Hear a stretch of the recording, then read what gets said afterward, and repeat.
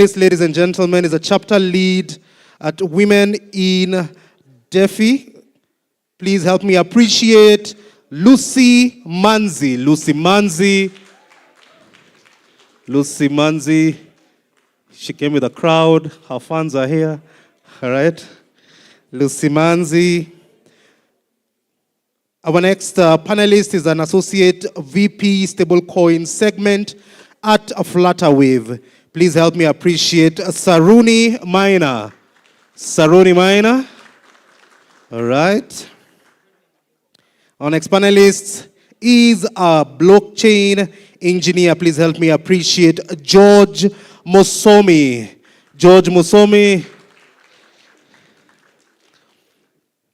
Is it just me, but this panel looks like they have some really good swag? Am I the only one who's seen that? It's like a cool panel, all right?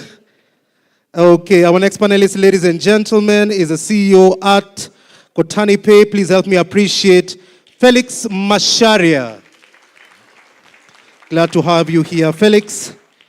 And ladies and gentlemen, to moderate this particular conversation, he has a focus on business development at On-Board Protocol, and he's the best seasoned moderator for this particular conversation. Please help me appreciate Eric Michubu as he comes forward to moderate the conversation. Thank you, welcome, and we're looking forward to the panel discussion.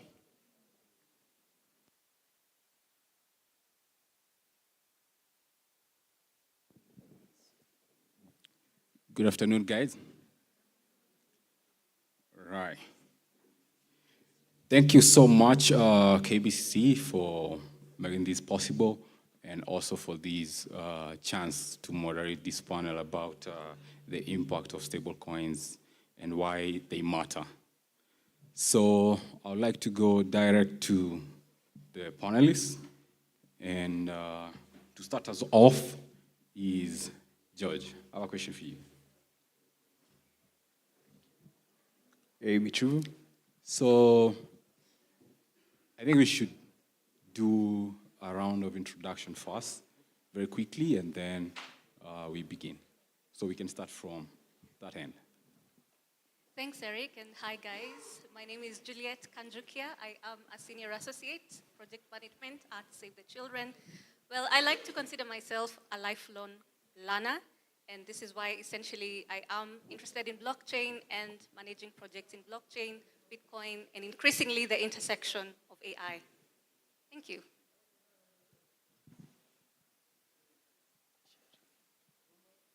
So hello, my name is Dennis Gitonga, and I consider myself as a salesman. My specialty has been user onboarding and basically rolling out products. Started off at JumboPay. I believe some are familiar with that. Went to Transion. That's the company that runs Infinix, Techno, and Itel. So got a lot of experience with that. And then worked with a couple of startups. Currently, I'm in the blockchain space. I am currently overlooking a project called Haraka that is looking on lending in this market. So that's me. So guys, I would urge that we be very brief for the interest of time, please. Thank you. Good afternoon. My name is Lucy Manzi. I am the chapter lead, Women in DeFi, Nairobi. Women in DeFi is a non-profit where we focus on promoting women empowerment through blockchain technology, specifically centering around decentralized finance. Hey everyone. It looks like I'm loud, so I'm going to reduce my volume a bit. I'm Saruni Maina, currently an associate VP at Flutterwave. On the side, I also do run my own fintech by the name Bitlipa within the blockchain space. Good to see all of you here, and good to see some of my customers as well. Good afternoon, everyone. My name is George Musomi. I'm the expansion manager for Kenya for Tether.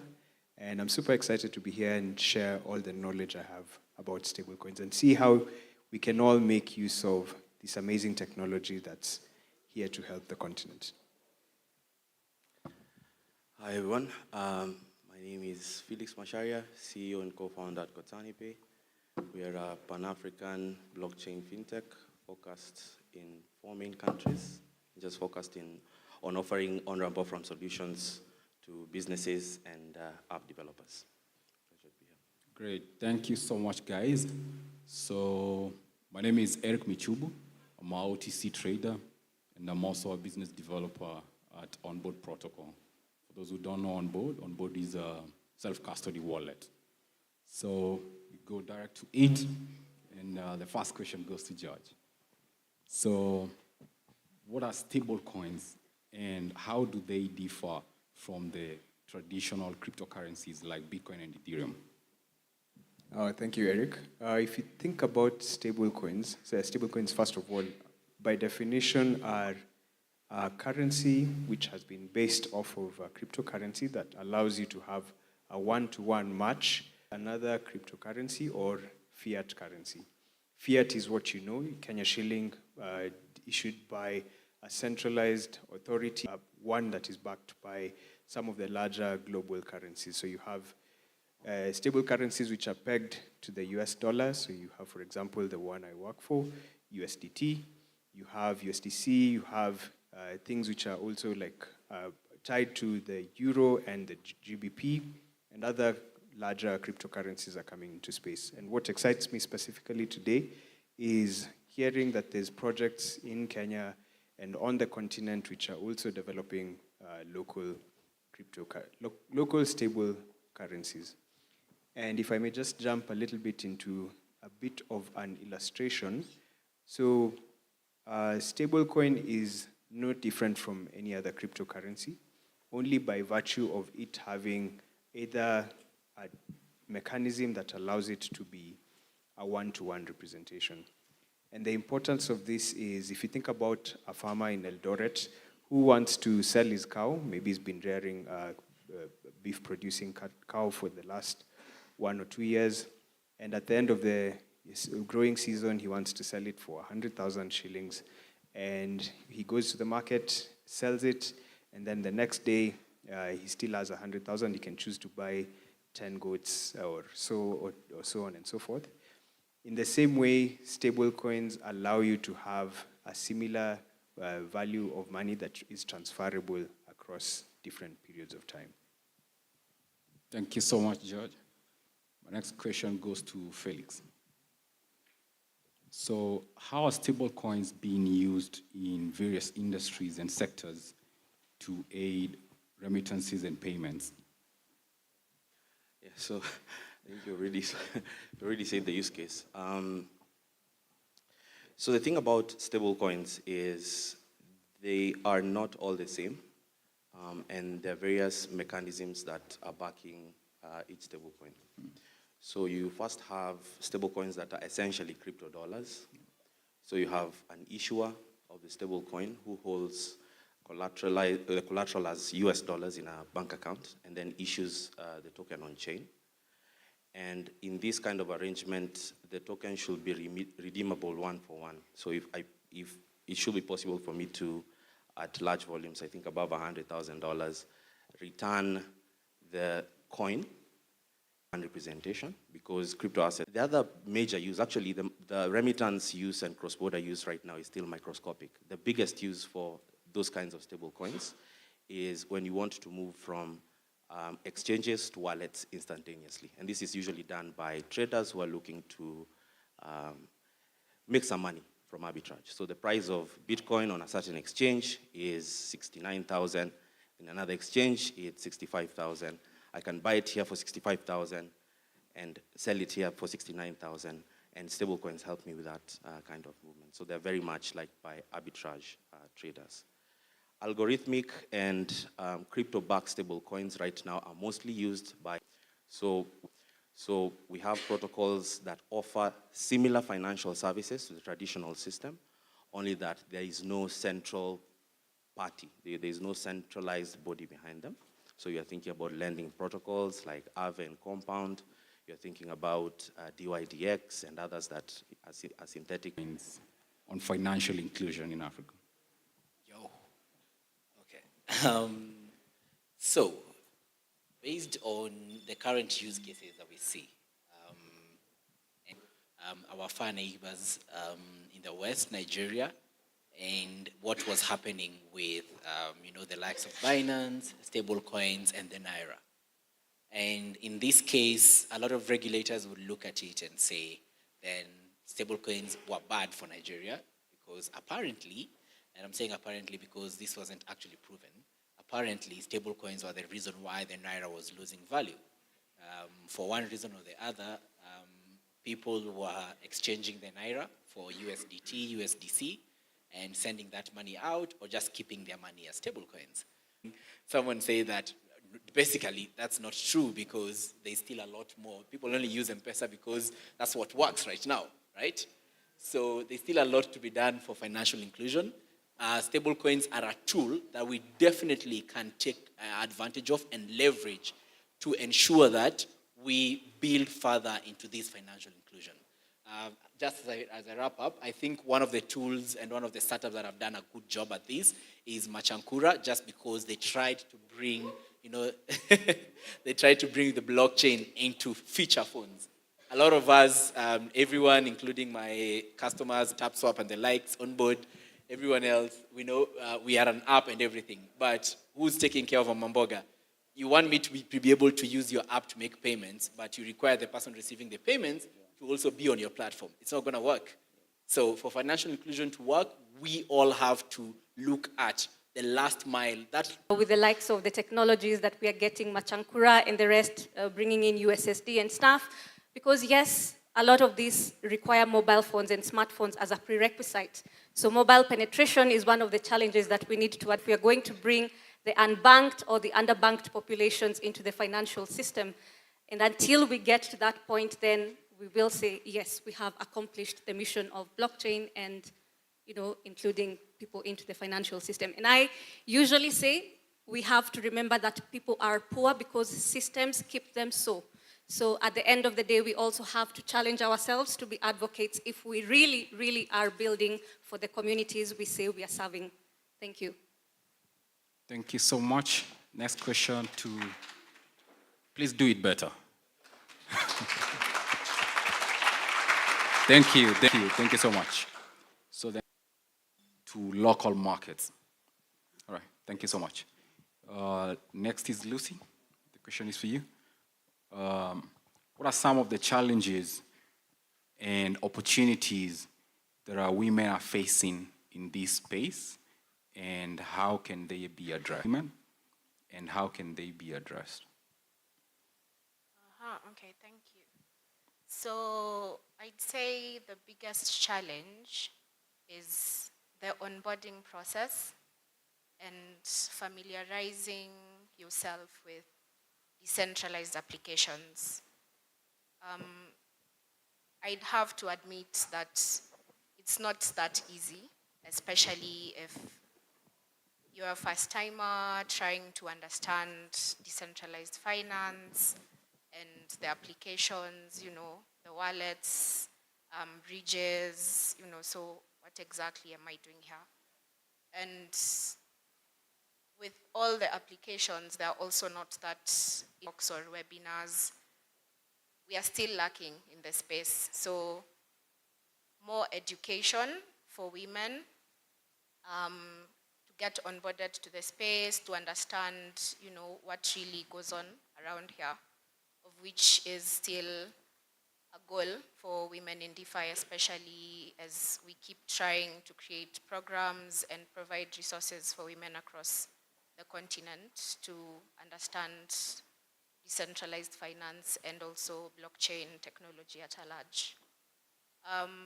In as far as opportunities, mostly it's about financial inclusion and also the autonomy that comes with being or accessing services on the blockchain. So whether you're doing payments with stable coins or you're creating something out for yourself, you're trading meme coins, or you're farming, or you're lending on the various platforms, you know, you have the opportunity without the limitations of traditional finance. So no one will ask you for your KRA PIN, or, you know, the banks are wondering why you're moving like $10,000. Why? It's your money. So, so it becomes easier. It becomes easier when, you know, you have platforms that are not really limiting. You're able to support yourself or support your family or do whatever it is that you really want to do with your money without the limitations.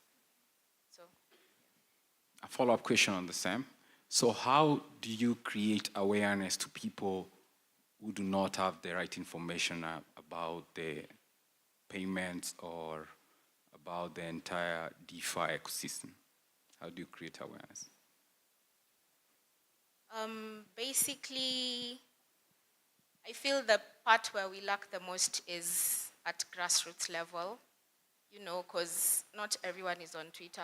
It's fine, my mom might have heard about Twitter, but she really doesn't understand why maybe there's slander going here, or someone is trying to advertise their business, or you know, someone else is telling them about cryptocurrencies, or just basically they don't need that much applications for them to like understand. But going back maybe to learning institutions, are we creating, you know, simple courses, something that students could study for a week, or are we having these webinars or conferences as well in universities, focusing on, are we partnering to educate? Are we partnering to push this agenda together? So it becomes easier if it's a collective effort. So we partner and educate as much as we can. Thank you so much. Data and information by the nature of the people that we are working with. For instance, as we work with children, and that's not part of the data that we want to be out and exposed to bad actors, for instance. And lastly, I would want to say we have bad actors everywhere, including in the NGO world. And we have partners sometimes that just come to us because they just want to leverage on the data that they have. But essentially, after that, they've got their numbers, they've raised their funding, and that's just about it. So we also have to keep track of that.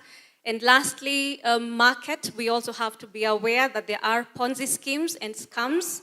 So we want to protect our people as much as possible from the illusion of stability that sometimes comes with stablecoins.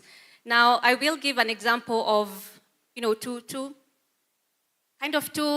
approaches that we've had when it comes to financial inclusion and delivering aid, because that's what we essentially do. And one case is a look at Ukraine, when we had the man-made war and the crisis with Russia, for instance. And it was easy for us to deliver a lot of aid in the form of stablecoins and cryptocurrency because the infrastructure allowed us to do so. So digital literacy, Lucy has mentioned, it's good to educate people, including the ones that we are working with from vulnerable and marginalized communities, to be able to use whatever aid that we are giving them in whatever form of currency.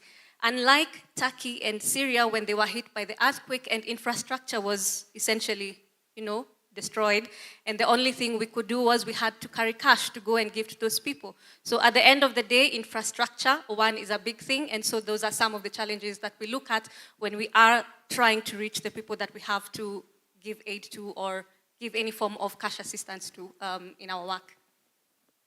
Thank you so much, Julie. So next question to George. There are different types of stablecoins, including the local stablecoins by Dennis. What are some of the advantages and disadvantages for each type? Thanks, Eric. Just to maybe reiterate what Felix had said, that roughly 3 types of stablecoins. One is the fiat-backed cryptocurrency, and the advantage of that is you give $1, it's deposited into a safety deposit box or a local bank account or a money market fund. And then the issuer of that stablecoin, so for example, in this case, Tether, will mint that equivalent T so that you have that representation. And when you give it back to them, they can destroy it and have it as a coin that actually can be audited and checked at any point in time. So that means the risk of inflation or the risk of giving any value that doesn't exist in the real world is completely minimized. So you create the ease of transactions throughout this network, and you have the chance to audit through attestation efforts, which are continuously ongoing around the world with all the different stable coins. Then the second one, which Felix had mentioned as well, these are the ones which are backed by other cryptocurrencies. And the most significant one is the DAI, which is under MakerDAO. This is basically you have one or an over-collateralized asset being deposited in the same manner into a cryptocurrency deposit box, if I may use that term, so that everyone is included. And once this cryptocurrency is locked, usually at a rate that's higher than the amount that you're being issued, so it's, let's say, for the equivalent of $1 that you want to mint and use to carry out your different transactions, you'll give maybe $1.5 worth of as another cryptocurrency. So this allows someone with crypto to be able to essentially carry out transactions, and then in case the value of that token drops, then whatever you are holding gets liquidated, and therefore at the current price, and therefore you still have the match of 1-to-1. So the challenge with that, or the disadvantage with that, is specifically you are limited by the amount of cryptocurrency you have, and you also have to have the crypto in the first place, which many people may not have access to. And the third one, which as our sister there mentioned before, is the algorithmic one, which has, how many people remember what happened in May 2022? Anyone? I think half the room was probably affected. So May 2022 was very interesting. I had a margin position on Terra Luna, I think probably Luna. And when I woke up, I had $0 from about $10,000 in my wallet, which was a very painful experience, because what happened is there was an algorithmic stablecoin called UST, which was basically taking, if you have $1, you are able to, when that value of that one UST or the stable currency goes above a certain rate, another cryptocurrency that matches it algorithmically is minted so that it can maintain that price. And so by an algorithm, it just means an equation. Every time one is made, the other one is destroyed so that they have a form of a balance in between.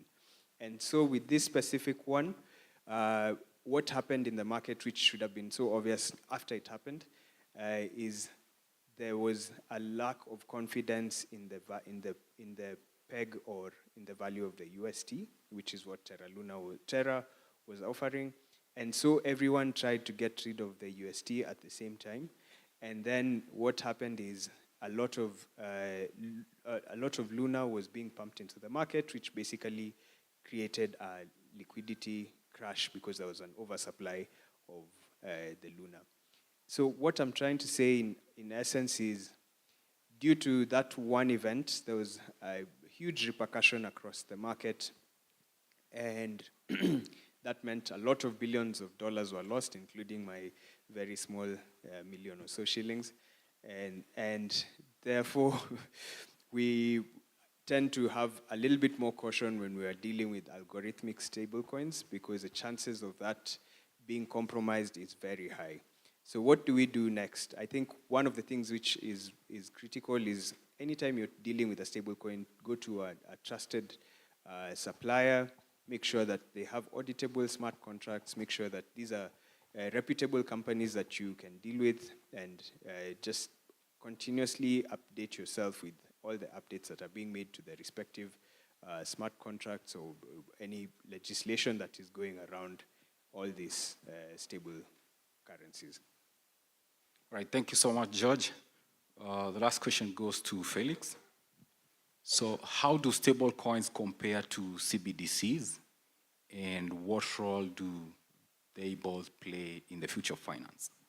Okay, yeah. So seeing that we are at time, I think I'll try to wrap it up quickly. So I think when you look at CBDCs, the issuance of CBDCs is not even across countries. There are actually a couple of experiments because from what we have seen from public statements by central banks, CBDCs are meant to be more than just a digital version of local or traditional notes or coins. So what do I mean by that? CBDCs will go beyond being like M-Pesa. So what central banks want to achieve with CBDCs is programmable money, which means they get to determine even the use cases that that money will be used for. So I can, for example, set that these funds will only be used for this purpose and this purpose only. I can set that these funds will be used, at a particular time. And I will also have a picture of where the funds are being used and who they're being used by. So it's a very different concept from just having a digital version of our current cash system. It's not electronic payments. The experiments that we have seen have ranged from having accounts directly with the central bank, like what they're doing now in the Caribbean on one end, to having banks having accounts with the central bank and then issuing the CBDC to end users, like the digital yuan. So digital yuan, the players there, the people who have accounts with the central bank are private banks in China. And then in the middle, you have a concept that I think digital euro people are trying, which is let the banks be validators. So let them have nodes, permission nodes in the system, and so they can process throughput through them. We are yet to see any successful CBDC rollout. Stablecoins, on the other hand, have been quite successful in terms of cross-border payments, remittance, in terms of their use in public markets. I think because they're built permissionlessly, and I also think because of the ease of use. So anybody can access these stable coins because there's that, you just download a wallet and you can send to the stable coin to anyone else. But there are concerns from the regulatory perspective, and I don't want to sound like a regulator myself because I'm pro-innovation. There are concerns around, for example, tax transmission, so tax treatment of digital assets. So because of the anonymous nature of stable coins, you can track about 70% of activity on chain using open source tools, but you need very complicated tools to track the other 30%. It means it's hard for governments to track and trace these assets to their beneficial owners. And that's a big concern for tax agencies. The second one has to do with the classification, legal classification of these assets. So depending on the mechanism used to back the stable coin, you don't know whether you're going to classify them as money equivalents. So are they, if you are holding USDT today, is it equivalent to holding a US dollar? Are they a claim on the underlying assets that Tether is holding? Or are they a claim to Tether itself? Are they a contract with Tether? So there is a lot of confusion on how how do you legally classify these assets, because then that determines how to regulate them. There's also the issue of the collateral behind the asset. So we're not talking about even the stability of the collateral. It's also about segregation of funds. So if Tether is receiving US dollars from all of us, millions of people around the world, are they separating customer funds from their own equity? Because if Tether was ever to run into problems, will they use customer funds for their own activities? So there's that segregation of shareholder equity from actual customer funds, and so on and so forth. And then, of course, there's cybersecurity issues to do with smart contracts. So we are yet to see whether we'll have coexistence of stable coins with CBDCs, or we'll have primacy of one system. So will stable coins be more used and be more dominant than CBDCs, or will CBDCs be more dominant and more used than stable coins? That's something that's currently playing out. Thank you so much, George, Felix, and everyone else. It's been a good time. Thank you so much. Thank you so much. That's the end of our time.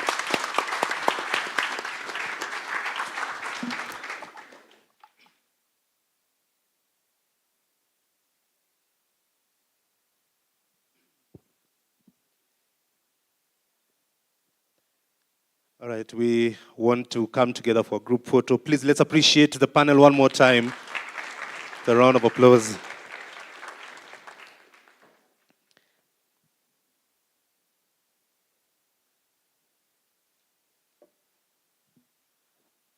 If you're looking for your broly, you left it during lunch, you can be able to come and get it from us. Thank you very much to the moderator and also our panelists. We have a bit of a packed program this afternoon, so we just kindly requesting if we can be able to manage a panel discussion within 30 minutes. I know it's quite a short time to give a panel that has like 6 panelists, but we're just trying to manage the time. So we are asking that you extend grace. Thank you very much. Now we want to go to a fireside chat, and I'll start by calling upon the panelists to come and join in, and then I'll finish with the moderator. Our first panelist, ladies and gentlemen, is founder and CEO Red Swan. Please put your hands together for Ed Nokwedi as he comes forward. We're glad to have you here. Our second panelist, ladies and gentlemen, is Director, MediaPix Limited. This is none other than Ali Ramji. Let's appreciate Ali as he comes forward. Our next panelist, ladies and gentlemen, is the founder for 1 Million Avocado. Please help me appreciate Kevin Dylan as he comes forward. Welcome, Kevin. And now also to join the panel, ladies and gentlemen, is the head of operations at Safariex. Please help me appreciate Juliana Mwangi as she comes forward.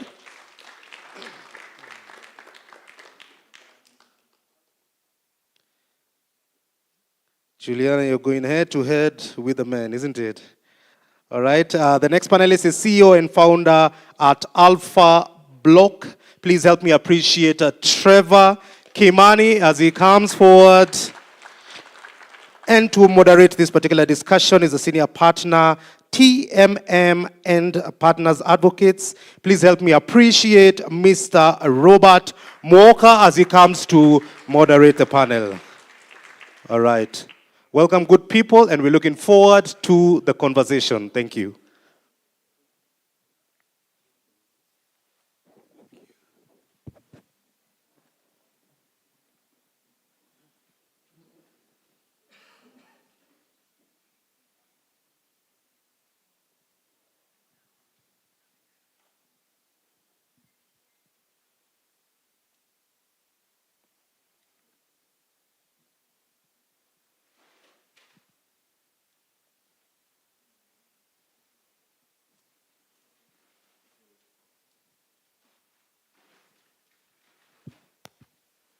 Good afternoon, everyone. I hope this won't be a boring panel. I can guarantee you that.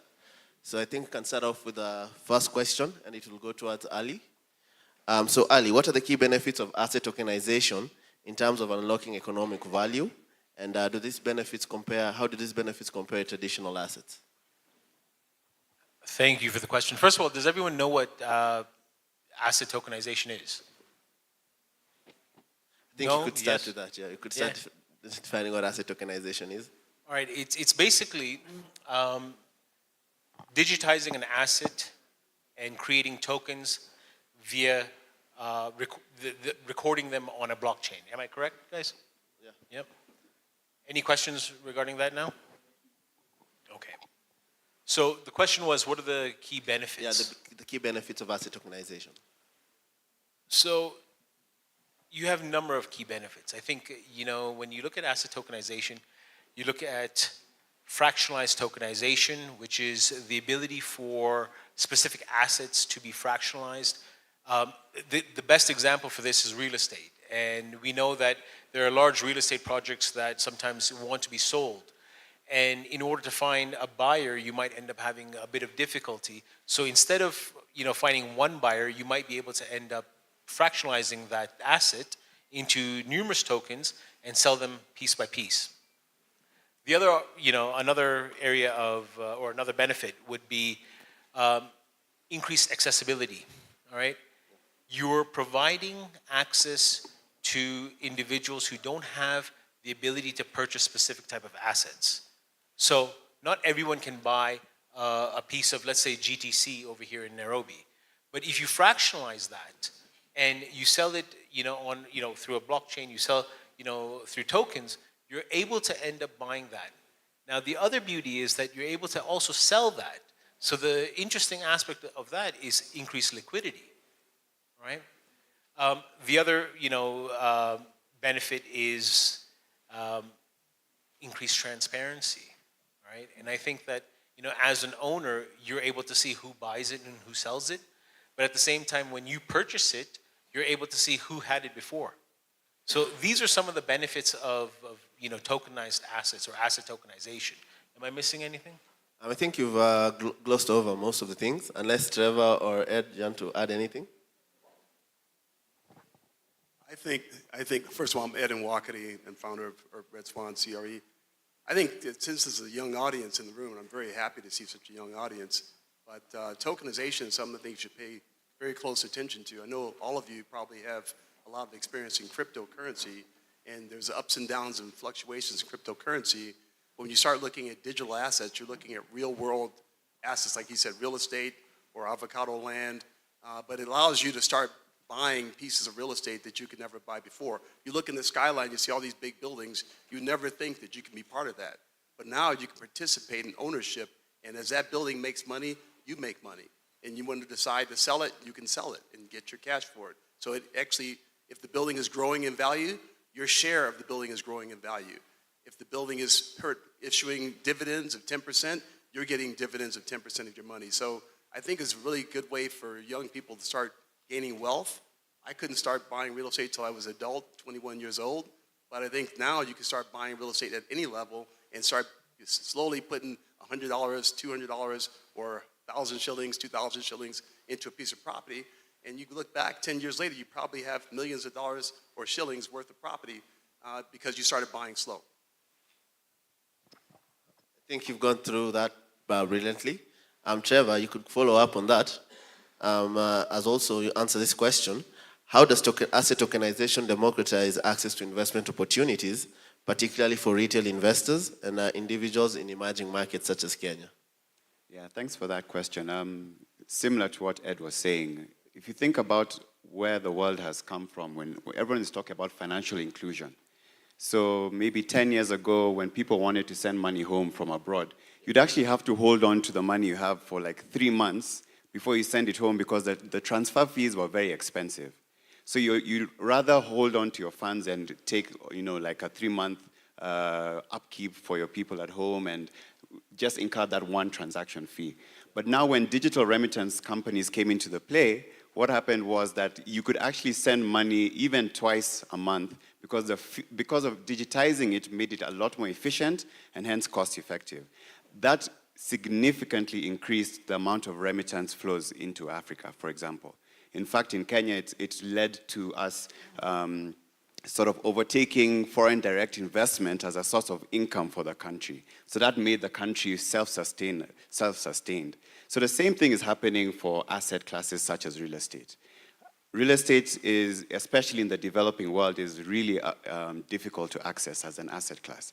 The financial markets are not as mature, so loans are really expensive. You want to invest in an asset and get the best return, so you ideally should cut out as many costs as you can, and a loan is one of the biggest costs. For example, in Nigeria, a loan could cost you like 30% per annum. How are you going to invest in an asset that you need to pay off in 10 or 20 years and you're paying 30% per annum? It does not make sense, especially as an investment. So tokenizing actually reduces the entry barrier, increases the number of people that you can that can access that asset, and hence deepens the capital markets. Now, when you have a deep capital market, you reduce the risks of the capital markets, you increase the stability of the capital markets, and hence you end up creating an environment where these products can really be delivered to people who want to access it but could not access it before in a safe and efficient, cost-effective way. So, yeah, basically that's how it's done. I think you've glossed over that brilliantly. So over to you, Kevin. From your experiences in tokenizing agricultural products, asset classes, what are the unique challenges and opportunities presented by this specific asset class? Thank you for that. How many of you have taken avocados before? I have to be on topic, right? How many know where those avocados came from? Yeah, the farm, the exact farm where those avocados came from. That is one of the benefits of blockchain in tokenizing agricultural assets. Because once you understand the traceability of this particular tree, what was the production process behind these avocados, what inputs were given to this particular tree, let me not specify on avocados alone. That's one key area. There's so much opportunity there because Kenya is losing over 110 million yearly just because on avocados alone, just because we lack traceability. So blockchain technology will really help due to its immutability purposes, we're able to understand where these avocados came from, what was the process that led to the growth of these avocados, and how did it get to me. So that's one of the opportunities here. Yeah. And as Trevor has said, and also Ali has said, he talked about bringing capital, and in our case, specifically for farmers. All of us here know a farmer or two, and especially as Kenyans, farming is the backbone of our economy. So if you're able to bring capital to these farmers using blockchain technology, really we are able to increase our production and eventually increase our economic value as on an agricultural point of view. But if you're looking at the challenges, one of them definitely will be the technicalities of blockchain technology are a bit difficult for farmers to really understand. So we would like to doing farmer awareness. How do we reduce these barriers of entry specifically for farmers? Thank you. Wow. That's interesting. Hopefully some of us can get avocados after this session. We have some. You can come for them. So over to you, Ed. Especially having a company in the US, what are the key regulatory considerations for asset tokenization, or you'd consider for asset tokenization in an emerging economy such as Kenya? That's a very good question because regulatory jurisdictions and compliance is a key problem because we're selling securities. In the United States, selling shares of a property or shares of anything that's making money. So if I'm selling shares of a gold mine or selling shares of a piece of real estate or selling shares of a toll road, these are called securities. And securities mean you have to have a license in order to sell securities. In the United States, we applied for our license 2 years ago. We obtained our RRA license, which is Registered Investment Advisor license, which allows us to sell to you and give you advice. But also, most recently, our digital securitization broker-dealer license, which allows us now to legally sell shares of real estate to customers in the United States as well as around the world. So we are actually here in Kenya, and we were in Nigeria, gaining business so we can pick up more projects that we can tokenize and make available for all of you to buy into. So we think that's a big opportunity. So I think with the regulatory, main fact is getting the license, but the license is really there to protect the citizens so that you see what's happening with crypto. You can run up and then run down. You can get rug pulls, and you really don't know if you're going to have your money in the bank yesterday or today. When you're buying hard real estate assets, you can go and touch the property that you invested in. You can see it every day. You drive by and you see that property, say, hey, I own 1,000 shares or $1,000 worth of that property, and you can see it and monitor it every day. I think that's very important, and that's kind of a real distinction between real-world asset tokenization and cryptocurrencies. Could you introduce yourself, like in terms of what exactly you do? Yeah, so I'm Ed Nwakati. I'm founder of Red Swan CRE. We're based in the United States. We've been tokenizing commercial real estate since 2018. We've put about $5 billion worth of tokenized real estate from the United States on the blockchain. We just been awarded a $4 billion assignment in the Middle East, in Qatar and Abu Dhabi. So we are taking these beautiful properties that mostly institutional companies own and dividing it into shares and selling it as low as $500 in this market. In the United States, as low as $20,000 to get in. But that's a very low cost compared to the millions of dollars it costs to buy into those properties on a normal basis. So we started this company in 2018. We have our licenses now, and we're really trying to plant our flags in other countries so we can provide this opportunity global in a legalized, regulated fashion. That's our goal. Thank you. This is a follow-up to that. You mentioned the Middle East. So how is the regulatory out there? Yeah, so they're following the same compliance. I mean, right now they're really trying to figure out, everyone's trying to figure out cryptocurrency because that seems to be the most popular because I think the young people understand cryptocurrency, but it's also the most risky and the most dangerous. So they're trying to figure that out, but with regards to digital securities, we follow the SEC, which is the Security Exchange Commission in the United States, which allows stockbrokers to sell stocks on the stock market. And I believe that in the Middle East, they're doing the same thing. For real estate securities or any digital securities, they're using the SEC format as a compliance method. So we had to take tests. We had to go through a 1.5-year process of evaluating our technology. We had to hire people who are licensed stockbrokers to be able to be on our team to sell.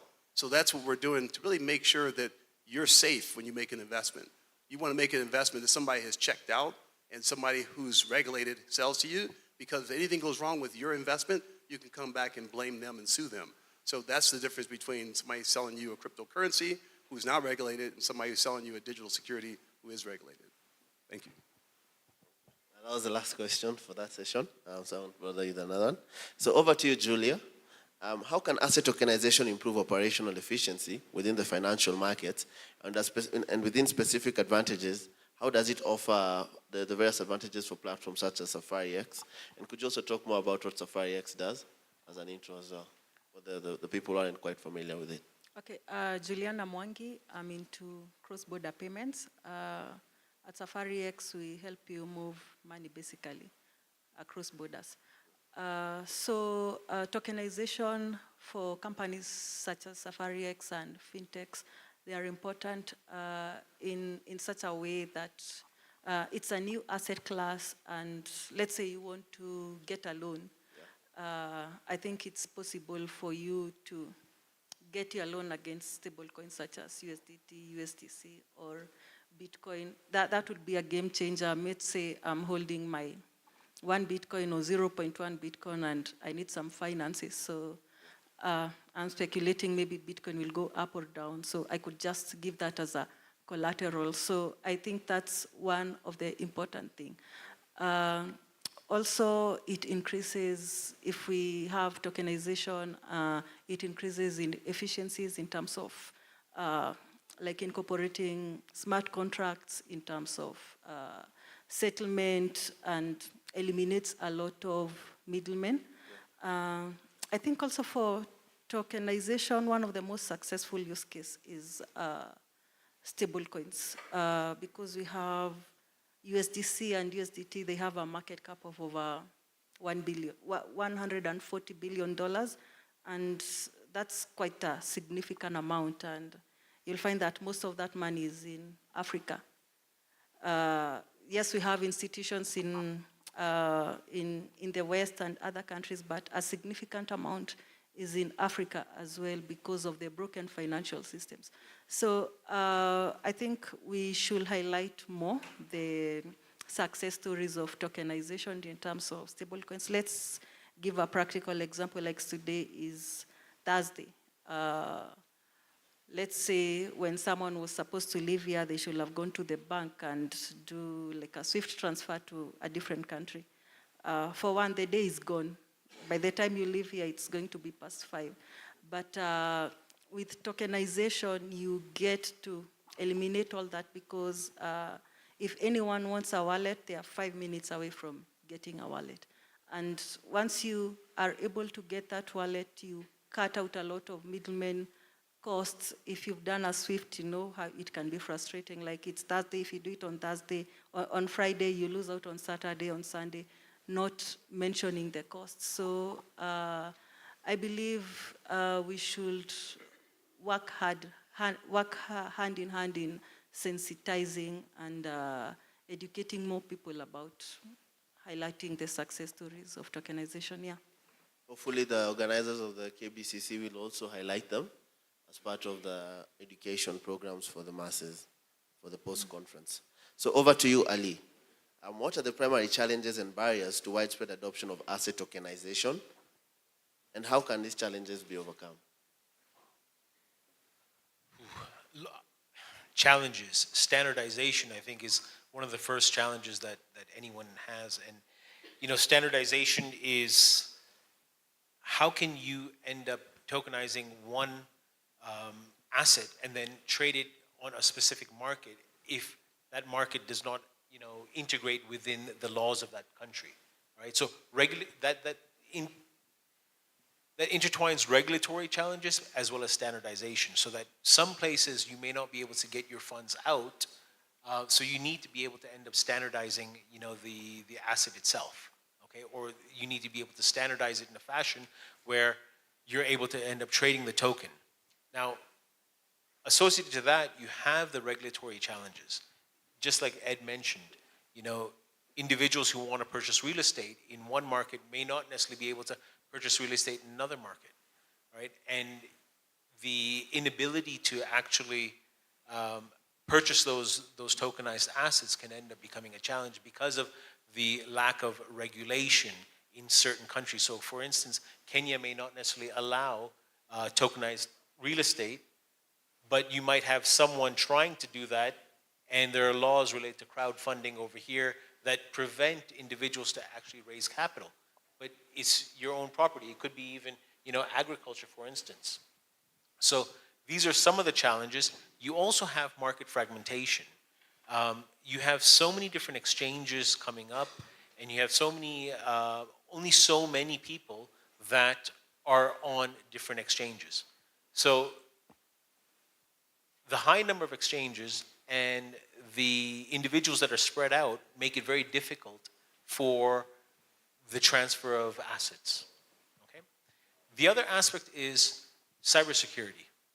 Blockchain is as secure as one can say it is, but there are still hacks, and we know that, all right? And the last thing is, here in Africa, and this is something that we're involved in, I'll tell you a little bit more, you have a lack of education, okay? There is still, Africa is still a nascent, you know, economy, a nascent environment. I think this is a challenge to end up, you know, educating more people on the continent, and more people globally on what tokenized assets are. So I think this is something that, these are some of the challenges and some of the barriers to entry. What we do at MediaPix, we own a number of different publications. One of the publications is web3africa.news. And we have our editor over here in the audience.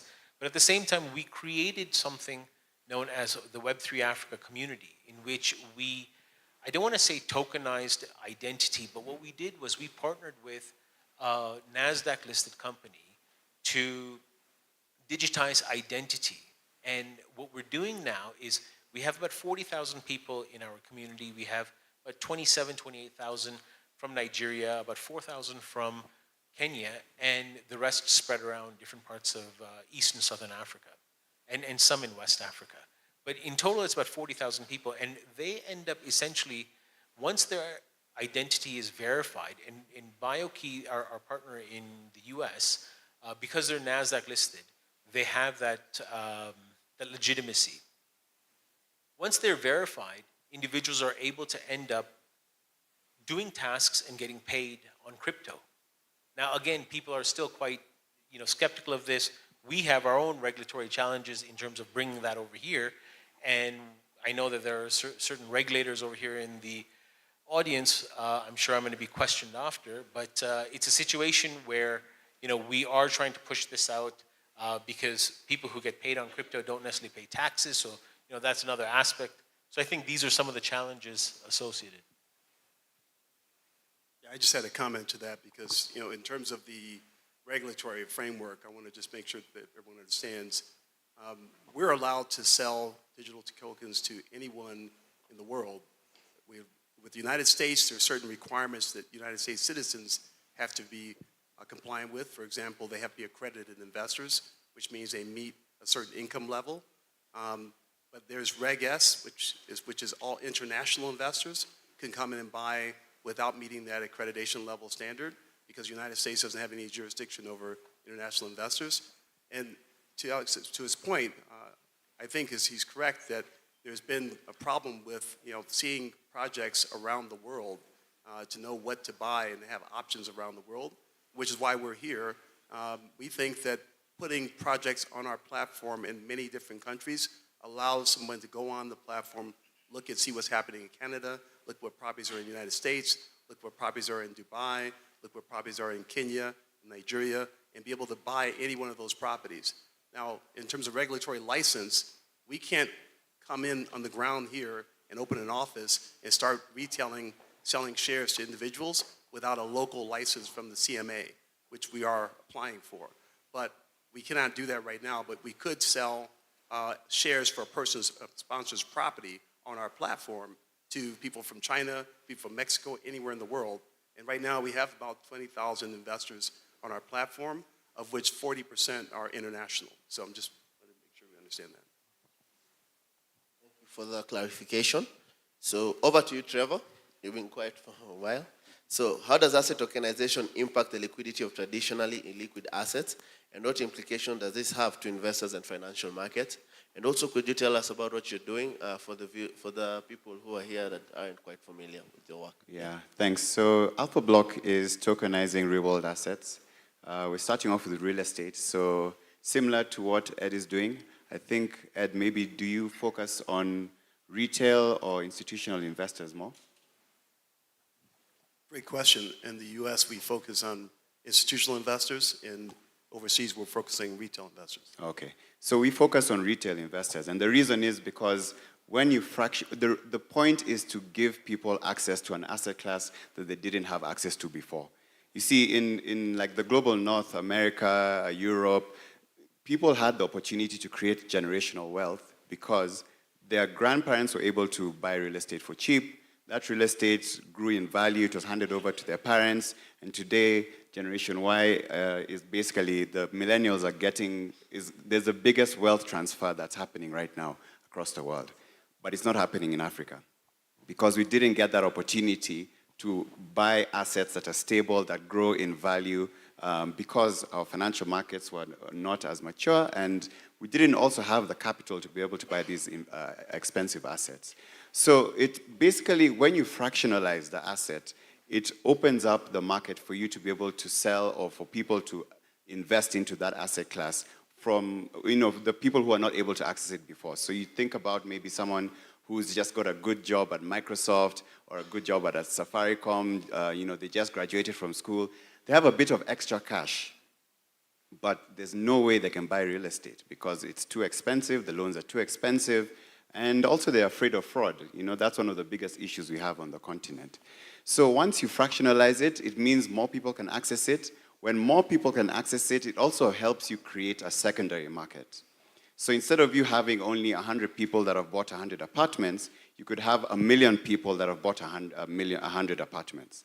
So those 1 million people are your market, as opposed to just having 100 people being your market. In case you have an emergency, you can sell a portion of your assets to those 1 million people. So the likelihood of you, finalizing your sale is a lot higher.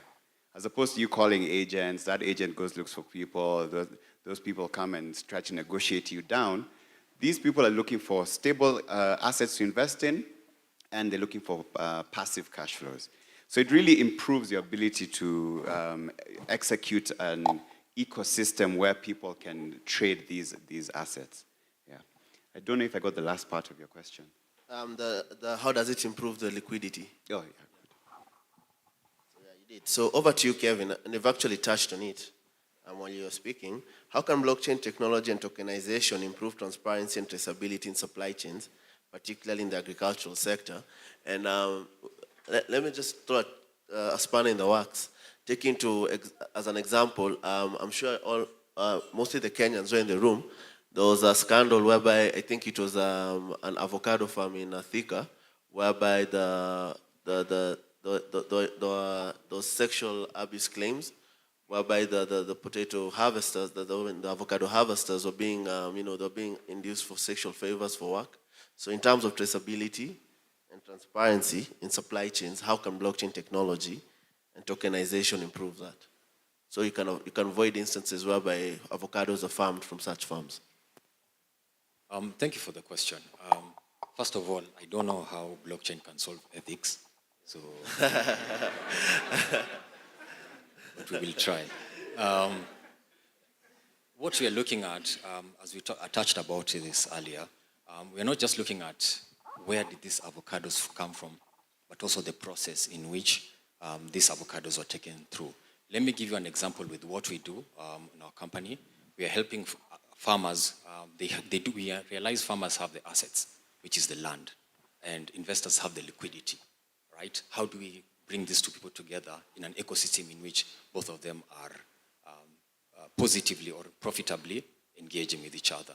And the asset in which the farmer has, the land has data with that, and that data is very, very expensive, right? How do we now take this data of the farmer, the land itself, the production process, even the processes, not just of the land of the farmer, but also the impact that this land has on the farmer, not just economically, but also socioeconomically, right? So this information can be put on chain, and when you're talking about traceability, the immutability nature of blockchain allows us to have these records up on chain, and they cannot be edited. Yes. So that first, it helps in the supply chain, especially from the production point of view. Then when you're looking at transparency and traceability, we're looking at smart contracts.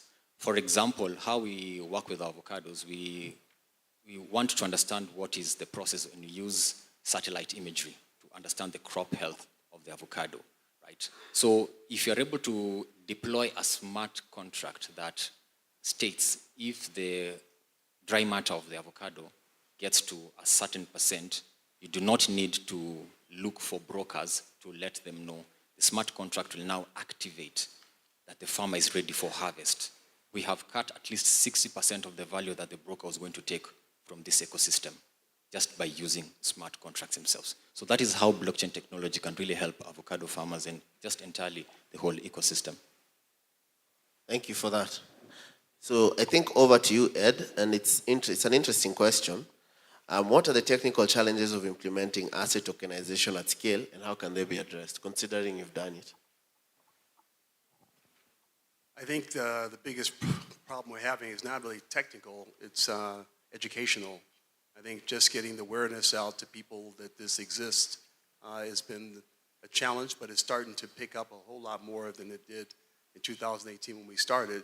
So now you have institutions like BlackRock, KKR, Hamilton Lane, they're putting billions of dollars of money into the blockchain technology, tokenizing some of the largest funds in the world. So now people are waking up to it and realizing liquidity is very important in real estate.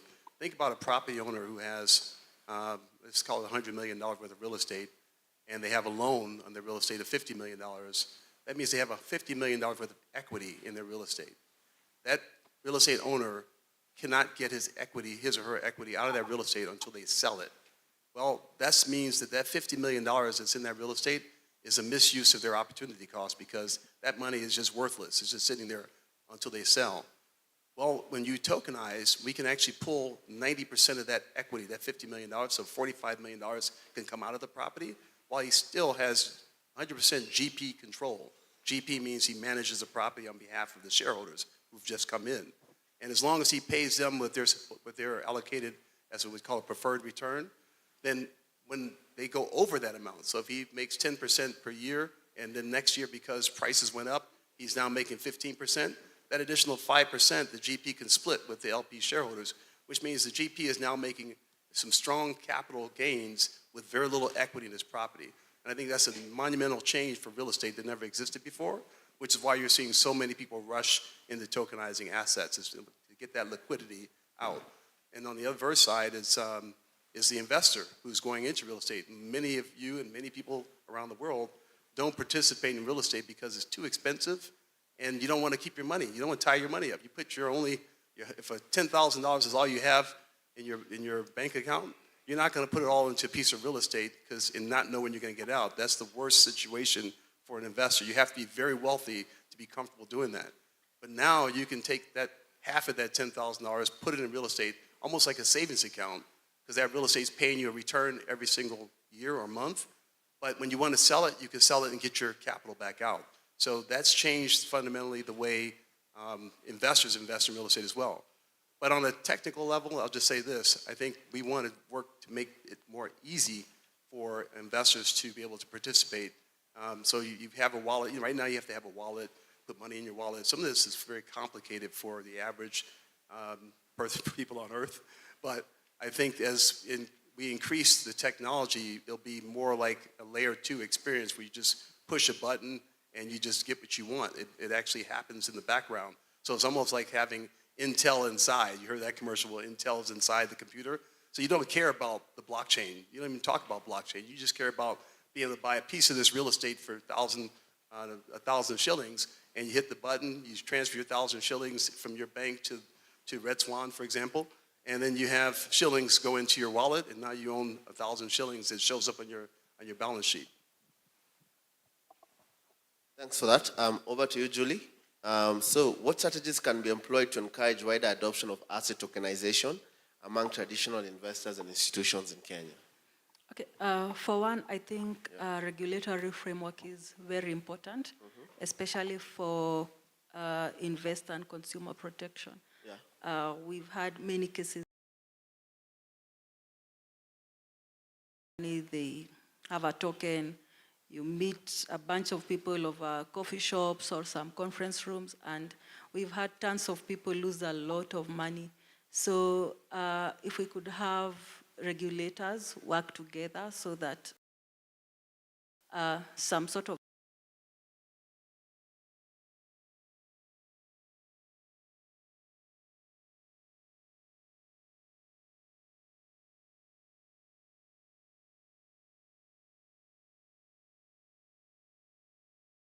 regulation and investor protection. Thank you for that. So over to you, Ali. What are some innovative use cases for asset tokenization beyond traditional assets like real estate and art? And how do they contribute to unlocking economic value in new and unexpected ways? Oh, I mean, you have so many. You have trademarks and patents and intellectual property, and I think that, that is a very unexplored area. IP, obviously, there are IP rights where, in America at least, where you end up using the IP of a certain, person or company, they get certain royalties. But over here around the world, you're able to end up now tokenizing that IP and getting royalties on that. Similarly with music as well, right? You can do that with music. You can do that with even carbon credits. I mean, that's another thing that has been spoken about this morning. I believe Ms. Sandra spoke about that this morning. So you do have, a lot of different use cases. The one case that I look at is that aspect of personal identity, right? You even have supply chain management where you're able to use invoices. If you have, let's say, 30 days of, return on a delivery note, you can end up selling that for 95%, right? Get your 95% of what you're owed, and basically the other person ends up, getting a discounted invoice, right? For me, I'm really looking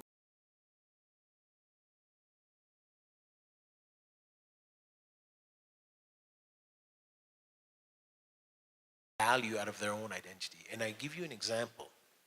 You have Fiverr, all right?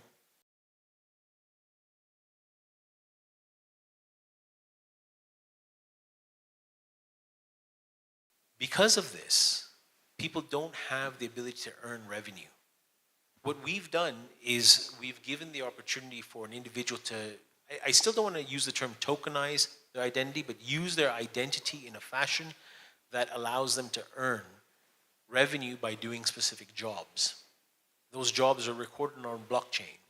In the same vein, when certain corporates end up bringing on a new CEO or a COO or someone of the sort from a C-level, and they make an announcement, at times their equity value shoots up. So individuals are able to use their identity and demonstrate on a blockchain all their type of work that they've actually done. And over time, that creates a merit-based economy on blockchain, something that hasn't been done. But it also allows an individual to then end up charging a specific amount for a specific task that they end up doing.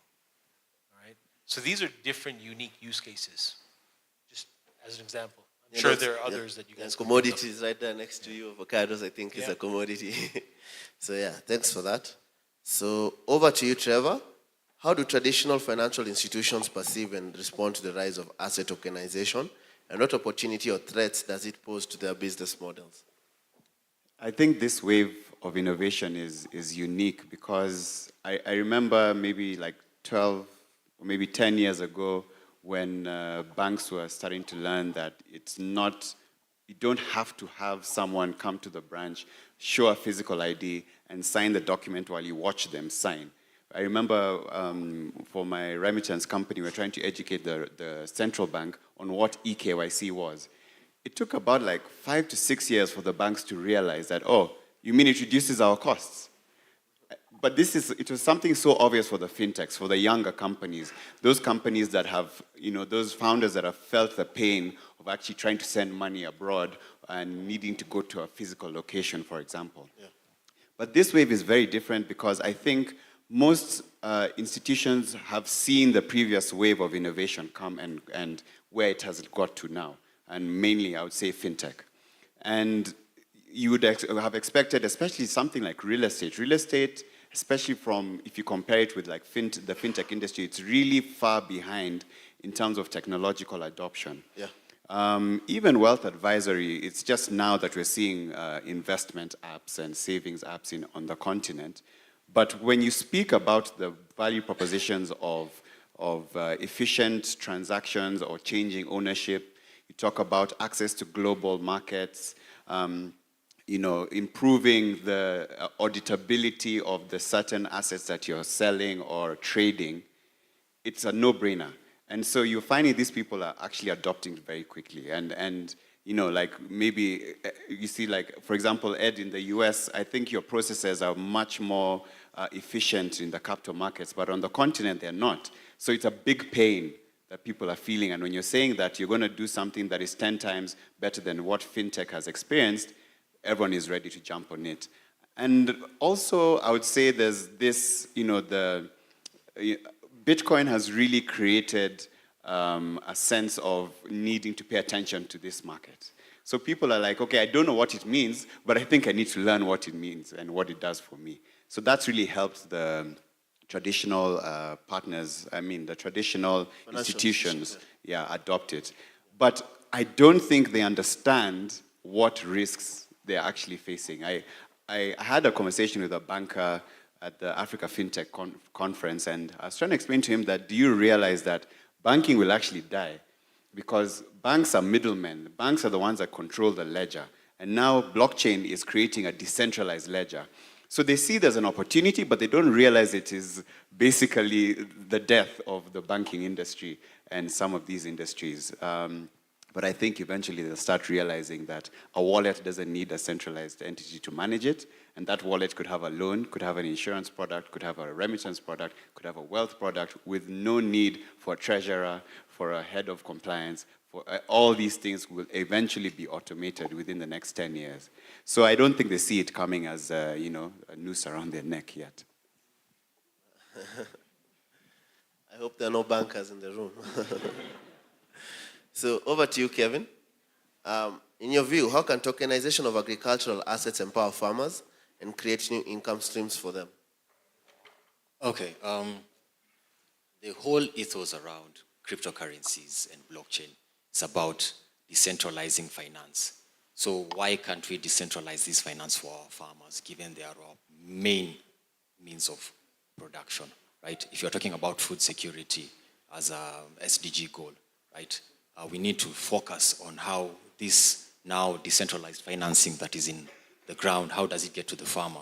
So not only does it increase the farmers' access to capital so that they can grow more, but also blockchain technology, given its traceability aspect, can be able to get these farmers enables these farmers to have a bargaining position.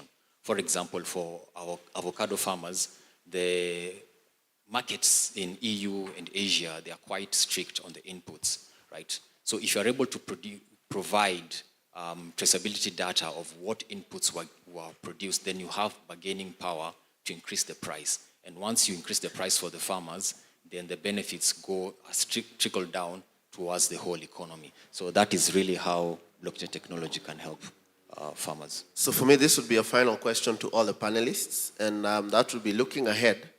What are the most exciting developments or trends you foresee in the asset tokenization space, and what impact do they have on the global economy? So I think we could start from Ed. Well, first of all, I want to just say that you guys are lucky to have Trevor in your market selling real estate as a tokenized item, because if you look at growth, I mean, real estate has been the foundation for wealth throughout the world. Most billionaires, millionaires have at least 30 to 40% of their wealth in real estate. Why? Because it continues to increase in value.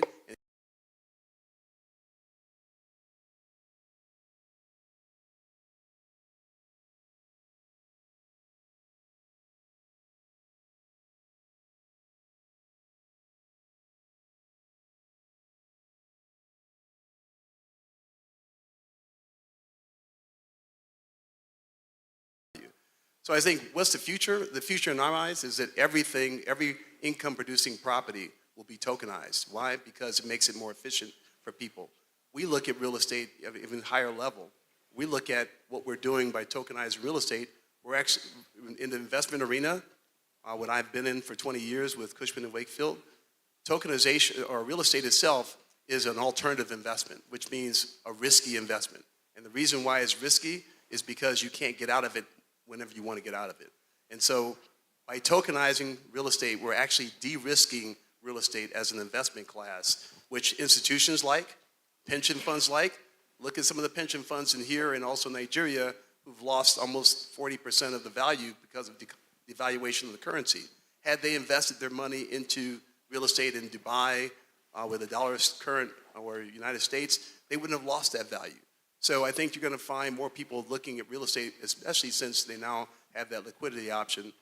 And I think every real estate, everything like gold mines, like toll roads, power plants, you name it, will be tokenized in the future. So that's all I have to say about that. Thank you for that. I'm glad that you brought up mining. I think, tokenized mines in Africa are going to end up growing. I see DeFi growing quite a bit, and I see TradeFi. And what I also see is the securitization of essentially equities, all right? It's very difficult over here for people in Africa to end up purchasing equities in North America or in the UK or Europe or even in UAE, for instance. And you're now seeing markets basically, come up where they're allowing this to happen. And our eyes are actually blind over here, but there are a number of different exchanges out there that we can end up buying a certain portion of a share of Tesla or a certain portion of a share of Amazon, for instance. Now, those markets are again, questionable. Do you want to invest in those? But we're seeing more and more of that. So TradeFi is actually growing. I see that. I see DeFi in the context of we had over here in Kenya a number of, you could say, these sort of Western-backed, VC-backed entities that were providing loans. But now you're actually looking at opportunities where you have, crypto-backed entities that are providing loans to individuals who are KYC verified, right? So that's growing as well. So I see some of these, growing, but I really do see the tokenization of mines, because I do know of 2 people in Ghana that have actually done this, and they've raised a significant amount of capital, and the government has allowed that. So sure we're going to start seeing more of that in other parts of Africa. I'm very glad that they're talking about tokenizing something to do with land, because land always will increase in value. And you've talked about TradFi and DeFi. I'd like to talk about ReFi, because we understand the world in which we live in, it's consistently regenerating itself, right? So how do we, as blockchain frontiers, pioneers, right, especially in our space, Trevor's talked about banks having a noose around their necks, right? It's not just banks. So many institutions will fall down if they do not adopt technology. So for ReFi, how do we ensure that the planet in which we're living in is consistently producing and sustainably producing? And I believe by tokenizing these assets, whether it's avocados, coffee, whatever sort of regenerative asset, we'll be able to really get more economic value than what we are getting right now. Thank you. Okay, for me, tokenization brings the global economy closer to us. With fractionalization, it's possible for you to own part of a building in London or whatever part of the world. So it kind of gives all of us an equal playing field in terms of investing. I would also like to look at it in terms of benefits towards climate change. Let's say if we tokenize carbon credits, and we can be able to sell, even if we have big companies that maybe have not invested in carbon credits, they can be able to buy from smaller companies, which contributes to the greater good of the climate in the world. Thank you for that. Trevor, lastly? I think I'll give a different perspective. For me, I like to remind the audience, because I know there's a lot of builders in the audience, and a lot of the builders in the audience are also African. We have to realize that there's an amazing opportunity that's happening right now in the world, and the opportunity is actually Africa. And because not a lot of things have been built, and because not a lot of, there's a lot of inefficiencies in all our markets, this problem we're solving is a very high value and high importance problem that we're solving. So tokenization increases the ability to build our capital markets from scratch, because a lot of our capital markets are basically 2 or 3 companies. But on top of that, we are building it from scratch in our own way. So it means that whatever infrastructure we're building, it's actually something that the rest of the world will be looking up to be able to achieve. And with the advent of AI and being able to build things a lot faster, it means we can be really, really ambitious. People say that India is the next frontier for the rest of the world in terms of growth, but who's to say that in the next 20, 30 years that the type of technologies that we get, when you're tokenizing asset, it means you can do due diligence on it almost instantly. It means you can access the asset instantly. It means you can bring capital into these projects very quickly. And if Africa is the frontier, and we tokenize Africa, it means we will suck global liquidity into Africa and create something that has never been seen before from scratch. So that's the opportunity we have, and I believe that we need to remember our responsibility around being able to take advantage of this opportunity. I guess we can conclude from the speakers that it's an exciting opportunity that lays ahead of us. So if I could kindly ask the speakers, we take a group photo and we invite the next panel afterwards. Thank you.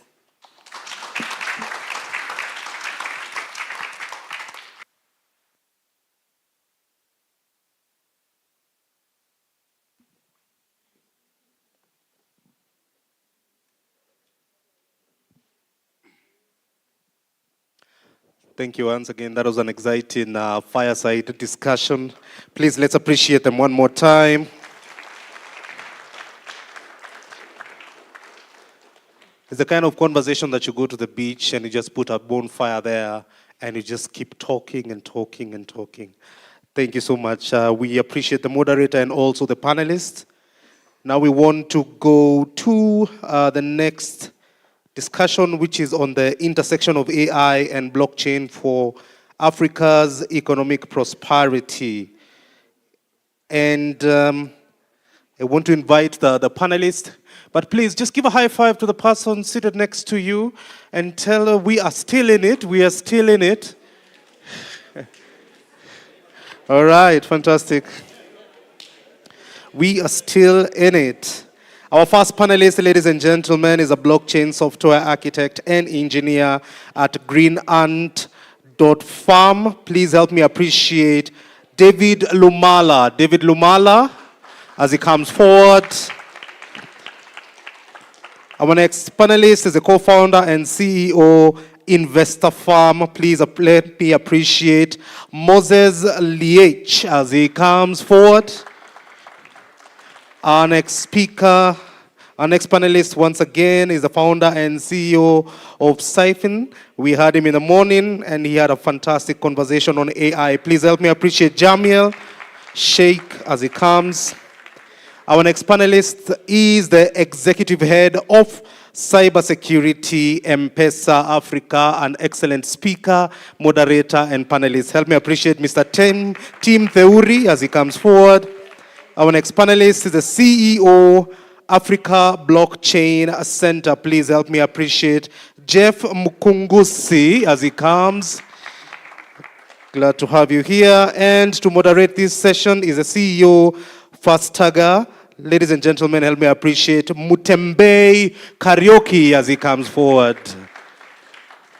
All right, over to you, gents, and we're looking forward to the conversation. Thank you. Thank you very much. I think the buzzwords right now that you see everywhere on LinkedIn and everywhere else is AI. That's not artificial insemination, it's artificial intelligence. So hopefully like the panel here knows what we are talking about.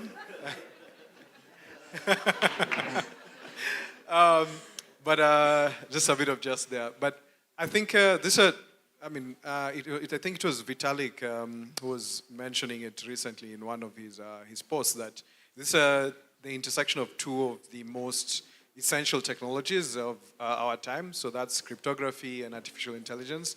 And they could bode really well for the world. And also there's the other side of what might happen.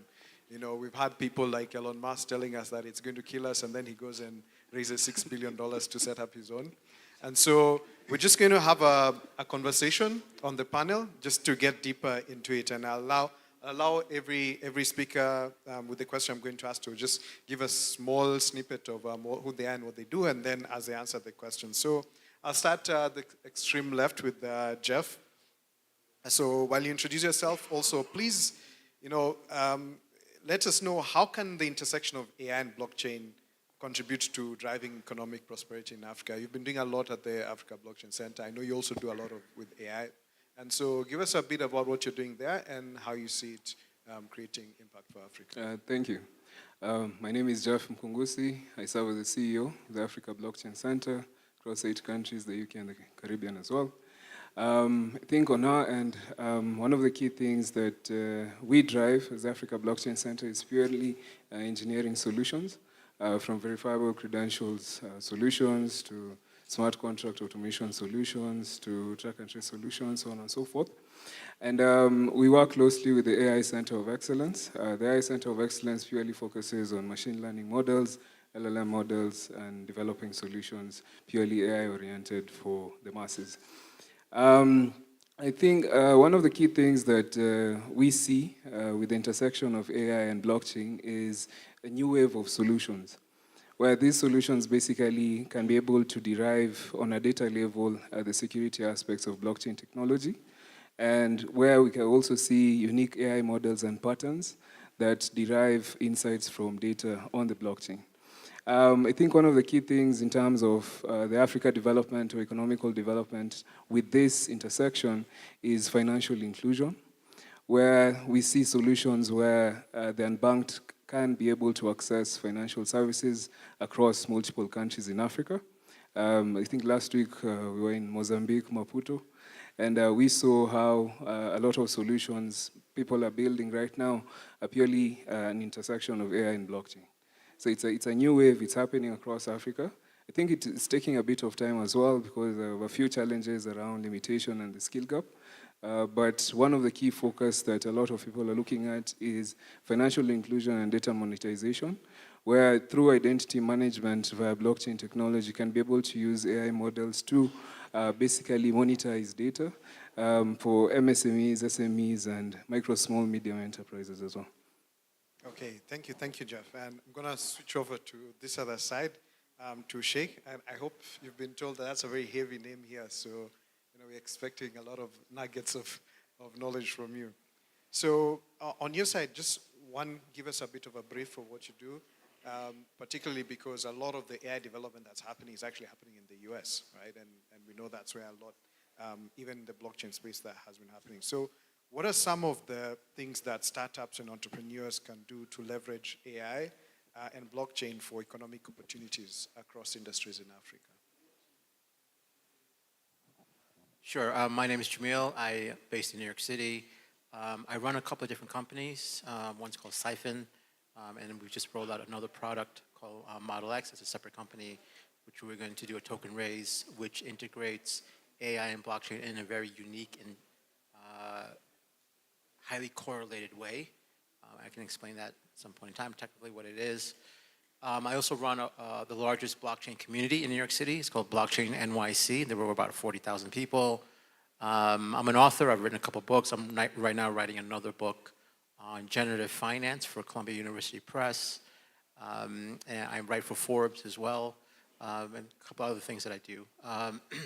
So in terms of the question, I think one way to think about AI, and I've been doing AI for more than 15 years. I'm a developer as well. I'm a coder, so I build AI systems. I build blockchain systems. I don't do that as much as now because I have a team of people doing that for me. But one thing we realize about AI is that it creates a brand new opportunity for a lot of entrepreneurs that might feel like they've been left behind in the blockchain space. So you're like, oh, wait a minute, the blockchain space, there's a lot of maturity in the space, there's a lot of companies that have gotten traction, and a lot of organizations got all kinds of followers and things like that. If you feel you've been left behind in the blockchain space, because it matured pretty quickly the past 2-3 years, we're still in the early days, but if you feel like, hey, this has matured really, really fast, a lot of these institutions have come in, as previously mentioned, like BlackRock and things like that, where do I fit in? AI provides a new opportunity because AI, you should think of AI as a pervasive tool, a tool that can be used across everything.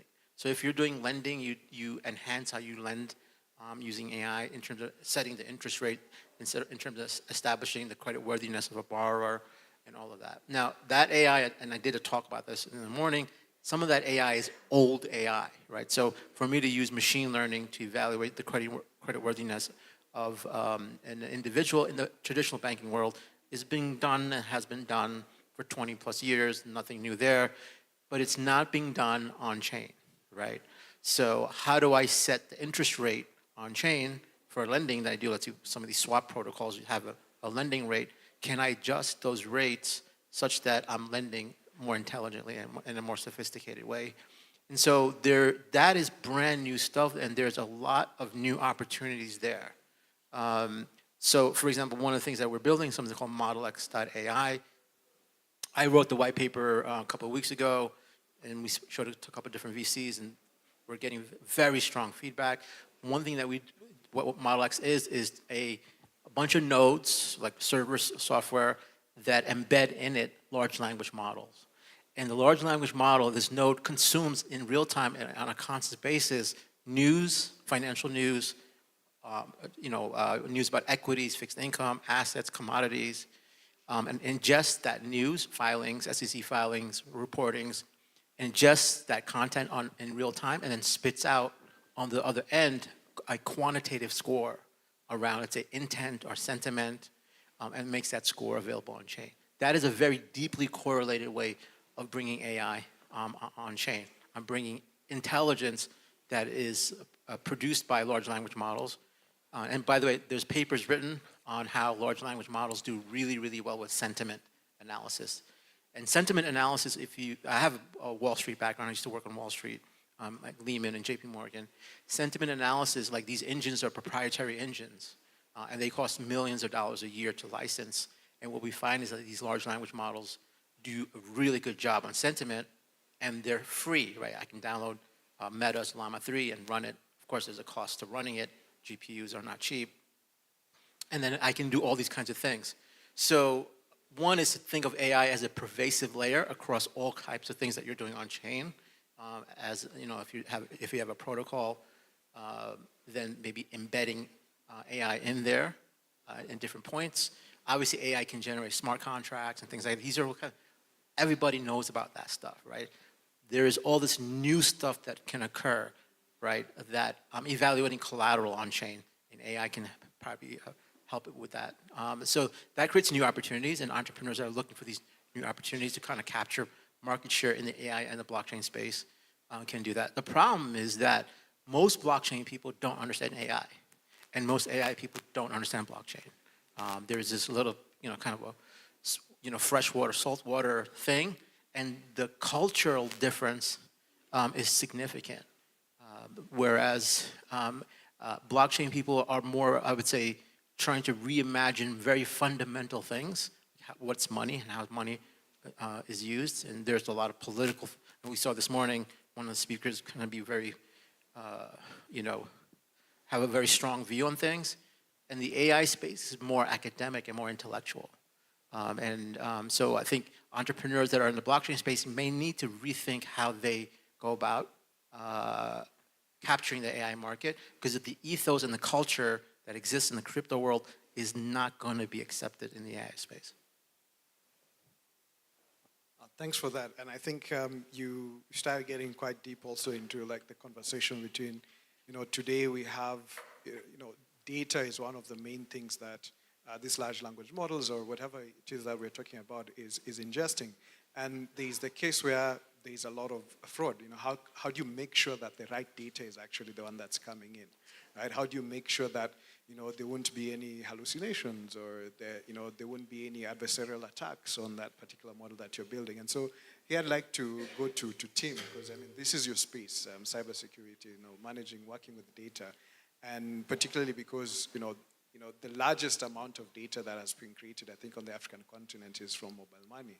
So what are some of the things that you think that African governments and regulatory bodies can do to support responsible adoption and integration of AI and blockchain technologies? And what are some of the, what's the future that you see about the convergence of AI and blockchain, especially with what's happening with mobile money?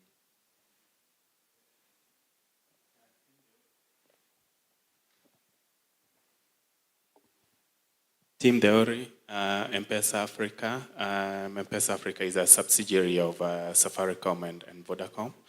So in terms of how, from a regulatory and governmental perspective, maybe I can go back to March of 2007. That was when M-Pesa started. I know you may not believe it, but M-Pesa was not always there. Before, people used to send money through public means, public transport. Scrolling forward, how did we ensure from a regulatory side that we had the government fully supporting us? Even when M-Pesa started, and for those of you who can remember, 2008, 2009, when the banks were fiercely opposing M-Pesa because they saw the potential for it to take market share from what they did. One of the advantages we ensured that were in the government's good books was a bit controversial, but actually invited the government in. You remember during the times of when Professor Ndongo, the current Minister of Finance, was in the governor of CBK. We actually invited him and the CBK to actually come and audit the M-Pesa system and understand how secure the M-Pesa system was, because you understand from the Wanjiko there is the security of their money is very critical. Even any fluctuation that the M-Pesa system encounters, you know the impact it has from a Kenyan economy scale due to its importance. I recall last year when there were attempted attacks on the M-Pesa, on the network system. The cause for concern was, even though M-Pesa was still up, the cause and the controversy it generated. I think working with the government is something that cannot be avoided, and looking at the new hype technologies, that's blockchain and AI, there is no way to go around it. I know here we were given permission to go ahead without asking for permission, but in my opinion, I would think that would probably only work in the short term. From the medium to long term, partnership with the different regulatory bodies, partnership with the different stakeholders from a ministry side, from a National Assembly side is the way to be able to actually mature this. Once ChatGPT was launched, I recall that there were some, even European governments, which proposed to ban it. I don't know if they actually effected the same. The fear, or maybe let me say fear-mongering that was there, because some of that fear was not factual, but more of an emotional knee-jerk reaction about the potential of AI and, AI will take over my job. Yeah, that's might be partially true. If your job is a job where there is not much value or there is not much critical thinking required, yeah, the truth of the matter is that maybe in 5 or 10 years, you might be jobless. So it calls for you to actually improve on your skills. I know there are quite a number of builders, coders here. My brother actually is also in the coding industry, and I always remind him that one day, if he does not advance his skills, some new ChatGPT will take over his job. So it's just important of staying ahead of the curve. But I think going back to the question, for both cases, for both blockchain and also for AI, it's important to always, and most times, I know maybe it might not be fully the case, maybe for African governments, but it's always important to remember that governments and the institutions are supposed to be representatives of the people and protect the people. So there is justification in what they are doing. From a Safaricom side, being one of the largest, actually the largest data holder here in East and Central Africa, we also have the largest AI team, over 50 plus people who are purely dedicated to AI. It's something that we don't do in secret, or like we try and avoid the government or the data protection officer, for instance. It's something we have partnered with them, actually even as we speak right now, as part of our partnering, stakeholder management, and also upskilling the government. I know one of the challenges we have from our government side is also upskilling, because they may not be able to understand these new technologies. Right now as we speak, and in Naivasha, we actually have a session ongoing on this week and next week for the judiciary and judges to actually educate them on blockchain and crypto technology. Actually, I'll be going there tomorrow. So it's part of how we try to ensure that even as we are working towards innovation and creativity, as Safaricom is transitioning from a telco to a tech company, which requires innovation, that we don't leave behind any of our stakeholders who would require from support and from a legal perspective. Thanks so much, team. And I think the next question will go to Moses, especially because you're in the agriculture space. And, tell us a bit about what you do, and then, we can get deeper into how you think AI-powered data analytics, blockchain-based smart contracts can optimize agricultural production, reduce waste, and ensure better pricing, fairer pricing for farmers. Okay, my name is Moses Liech. I'm the CEO and co-founder in Investor Farm. What we do is we enable farmers to tokenize their assets and get easy, quick loans for their farms. So going back to your question, in terms of what AI and blockchain can do, number one, to reduce waste. What we have seen, maybe just borrowing from the recent occurrences on the fake fertilizer, where farmers were given fake fertilizers, and they later used it to plant, which led to crop failure. If you look at what happened, if you're able to use blockchain in terms of traceability, so either using RFID tags or QR codes and just tracking the fertilizers from the very first place they come from to the very last place, then we're able to actually stop instances like this. Something we've been doing at Investor Farm has been really funny. So first we built the platform to enable farmers access the loans, but now we came and realized that there's the AI component that we needed to do in terms of credit worthiness, and how that would work, especially for farmers, would be different.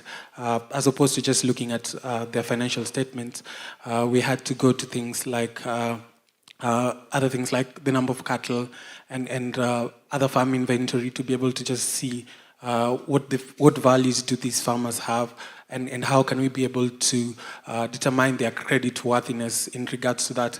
And not just that, but also just looking at their repayment. We realized that someone with a family has a different purchasing power to someone that's actually single. So you have to look at how you can restructure that depending on these different types of people.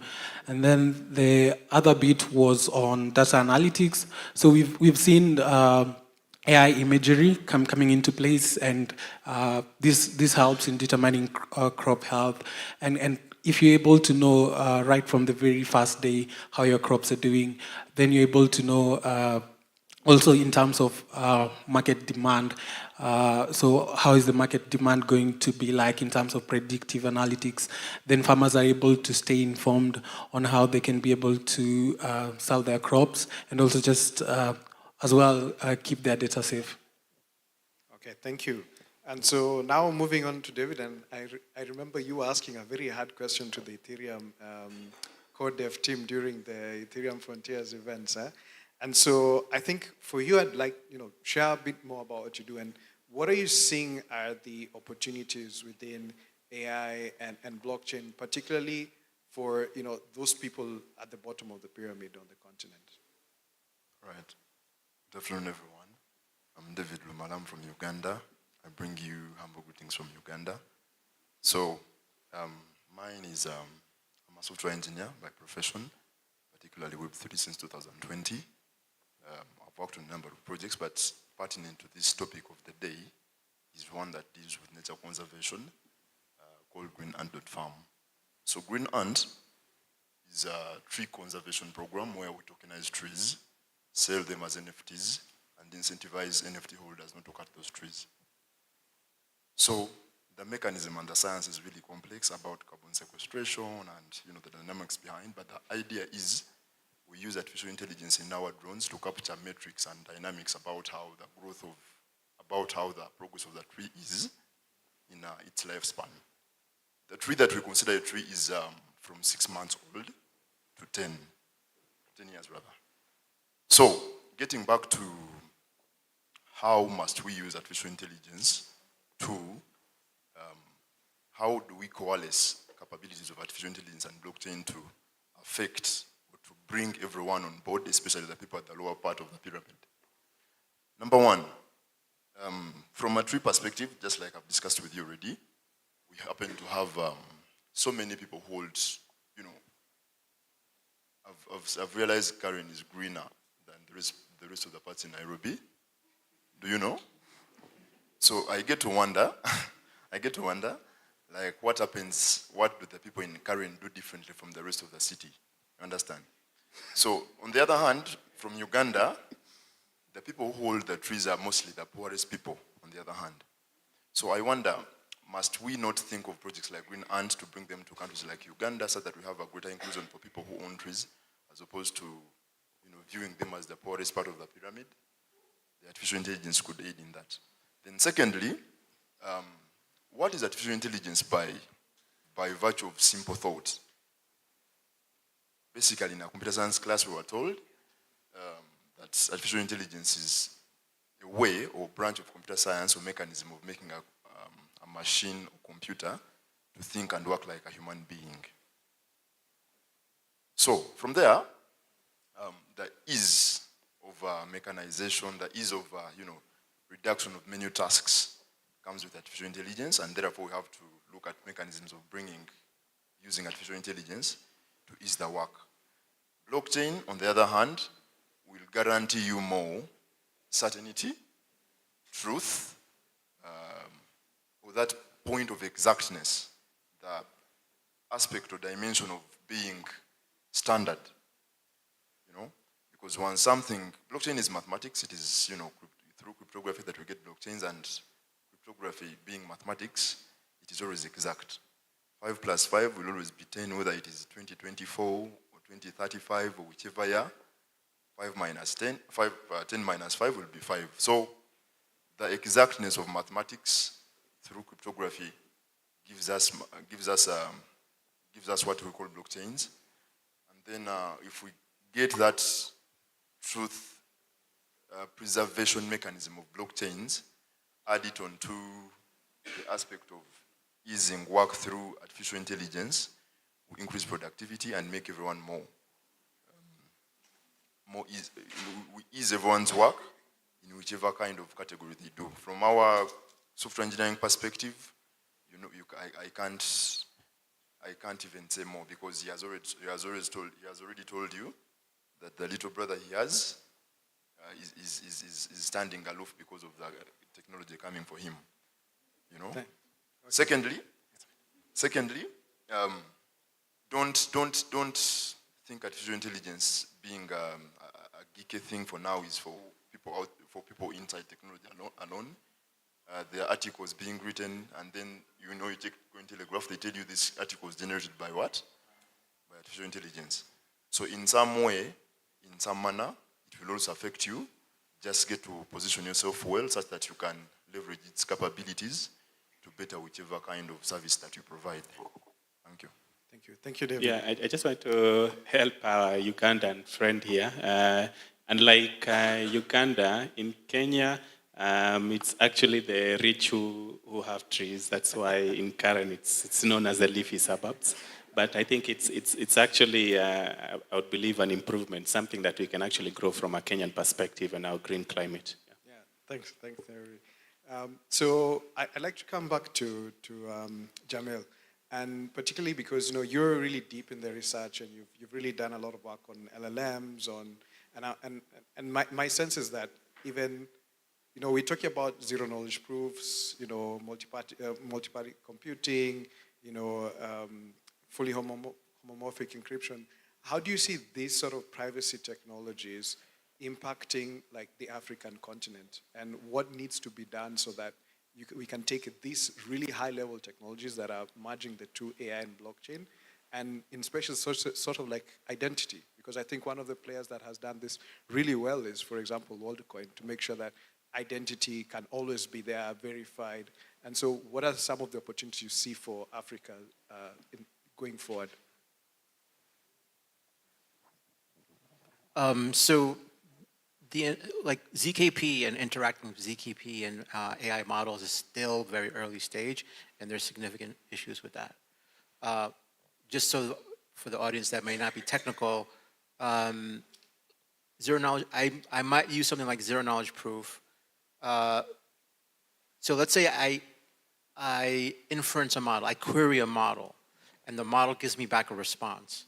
How do I know which model gave me that response, right? And that's the fundamental question. How do I know that it's this model A, which I want, and not model B? They both give similar answers, but I want an answer from model A and not model B. How do I know that that is that model that is giving me the response? For example, when you use ChatGPT, you know that it's ChatGPT 3.5 or 4.0 because somebody there is telling you that. But in the broader scheme of things, how do I know when I'm communicating with an AI agent or model that it in fact is this model and not some other model, a tainted model or modified model, or just a pseudo thing? It seems like it's a model and it's not. So there's ongoing work in trying to figure that out. Actually, I was reading a paper on my flight here on a specific protocol that just came out that is attempting to solve that problem. But I would say all these technologies are complex. you add in like a quantum computing and things like that, where 5 plus 5 does not always equal 10. In some cases it changes, right? The numbers change, but, and that can break cryptography. I think for most people, there is one significant technique that must be mastered. Like if you're doing business or you're an entrepreneur, or you need to understand how to use spreadsheets, right? Nobody that's doing anything with anything related to business does not know how to use a spreadsheet.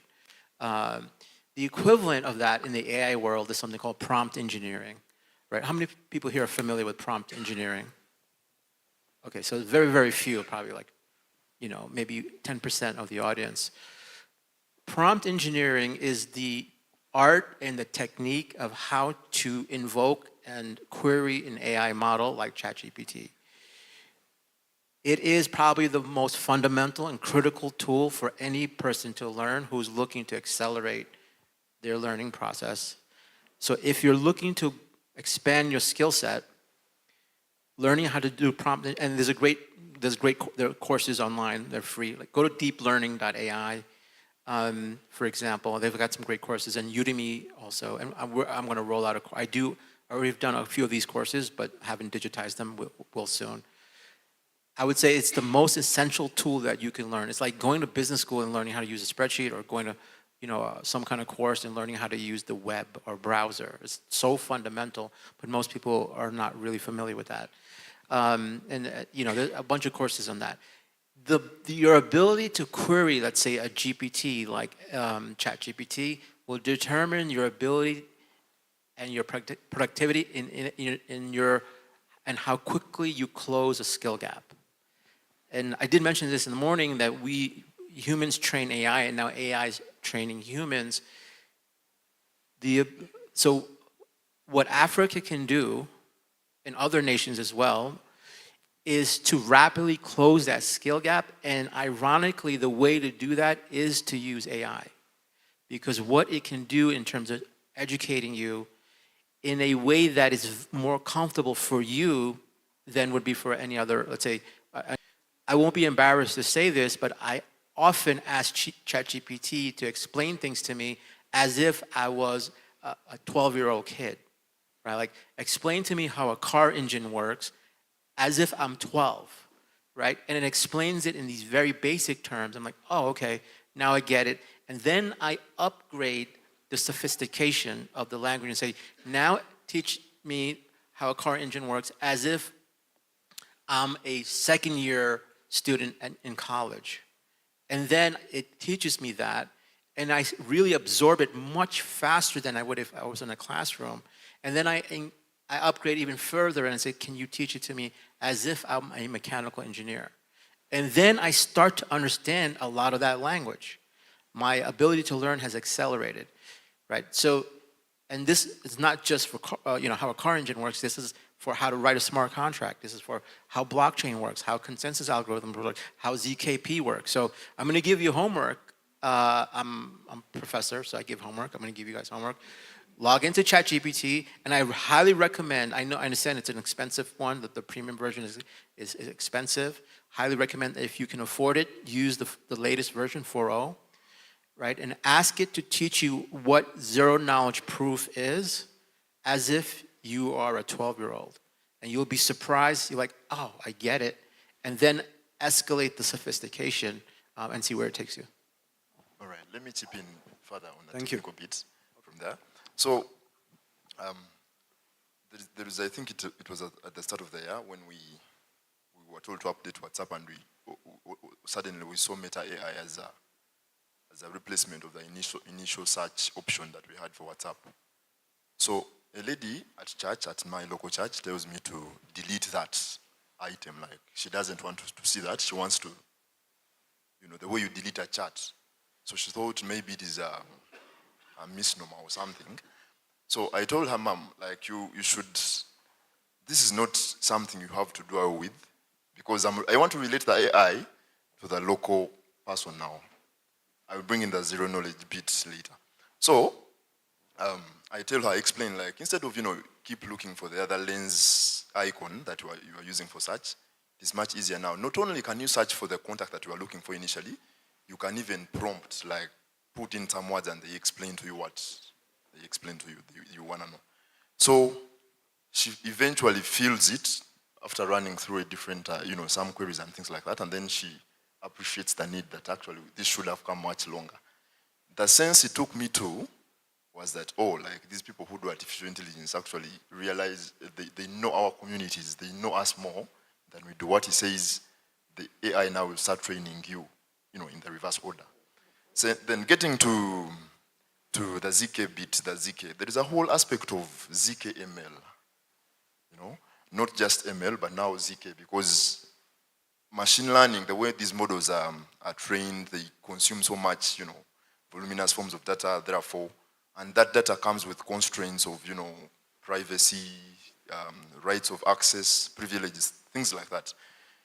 There is even a concern, there was a concern that the code that ChatGPT writes was, they used repositories on GitHub without consent from the people who deployed or who posted that code. So that's where the aspect of ZKML came in. Like, we should always use this knowledge, or we should use these data sets and things like that, but not exactly knowing who the authors are, who are the publishers, concepts like that. So getting back to bringing ZK to work for the common man on the ground in Africa, I would love to challenge whoever is in academia here. He has already told you he's a professor. In whichever or whichever role you play in academia, it always starts with you. There are so many scam courses online. People start, someone reads an article and then they start calling themselves an expert on ZK, and when you listen to their content, it is way, the people say it's offside, like, it's way offside. So you are going down a rabbit hole, but you are going down under the wrong rabbit hole. So upon you, academicians and people who are in the education field, take it upon yourselves. You have now these models to further give you the correct information, at least more polished and ideal, to drive it home in the safest and sensible manner possible. Thank you. Thank you, David. And so I'll just quickly jump over to Jeff. And so the question to you is, you've been doing a lot of work on education at the ABC. And so what are some of the risks that you see that we should really be thinking about when we are thinking about combining AI and blockchain for Africa? What are the risks that you see, and how do you think we can mitigate those risks? No, I think in terms of the risk, as mentioned by Jamil, it's important to also understand the philosophies that govern these two technologies. If you look at artificial intelligence, you're looking at as a professional discipline, AI-driven with ethics, and also solutioning as well. In the crypto space, and the blockchain space, there are different rules around ICOs, IPOs, IEOs, so on and so forth. And one of the key risks that we have been seeing so far is a lot of people are doing a lot of work to see, okay, in terms of the model, which model makes sense to derive patterns or basically to solve a local problem. On the blockchain side, we're seeing different ways in which people are using smart contracts, automation, and also storage of data, either on interplanetary file systems, on layer ones, or on Cardano, IOTA, if it's Internet of Things, data streaming, so on and so forth. But one of the key things as a challenge we see is around identity. Identity of where you can be able to connect the KYC or KYB of a specific individual or SME with a specific data alongside driving AI models to derive patterns and insights on that. Because we do a lot of work with SMEs across Africa, micro, small, medium enterprises and small, medium enterprises. And they're also seeing, okay, how can they be able to optimize some of their processes and generate more revenue and still be able to increase their runway and also calculate profit as well. And most of them are implementing large language models. So we're seeing a lot of LLMs. We're seeing a lot of machine learning models.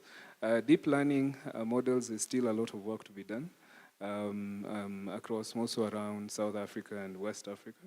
On the blockchain side, we're seeing a lot of storage of data, But in terms of one of the biggest risks we see is around infrastructure management, because as mentioned, GPUs are very expensive.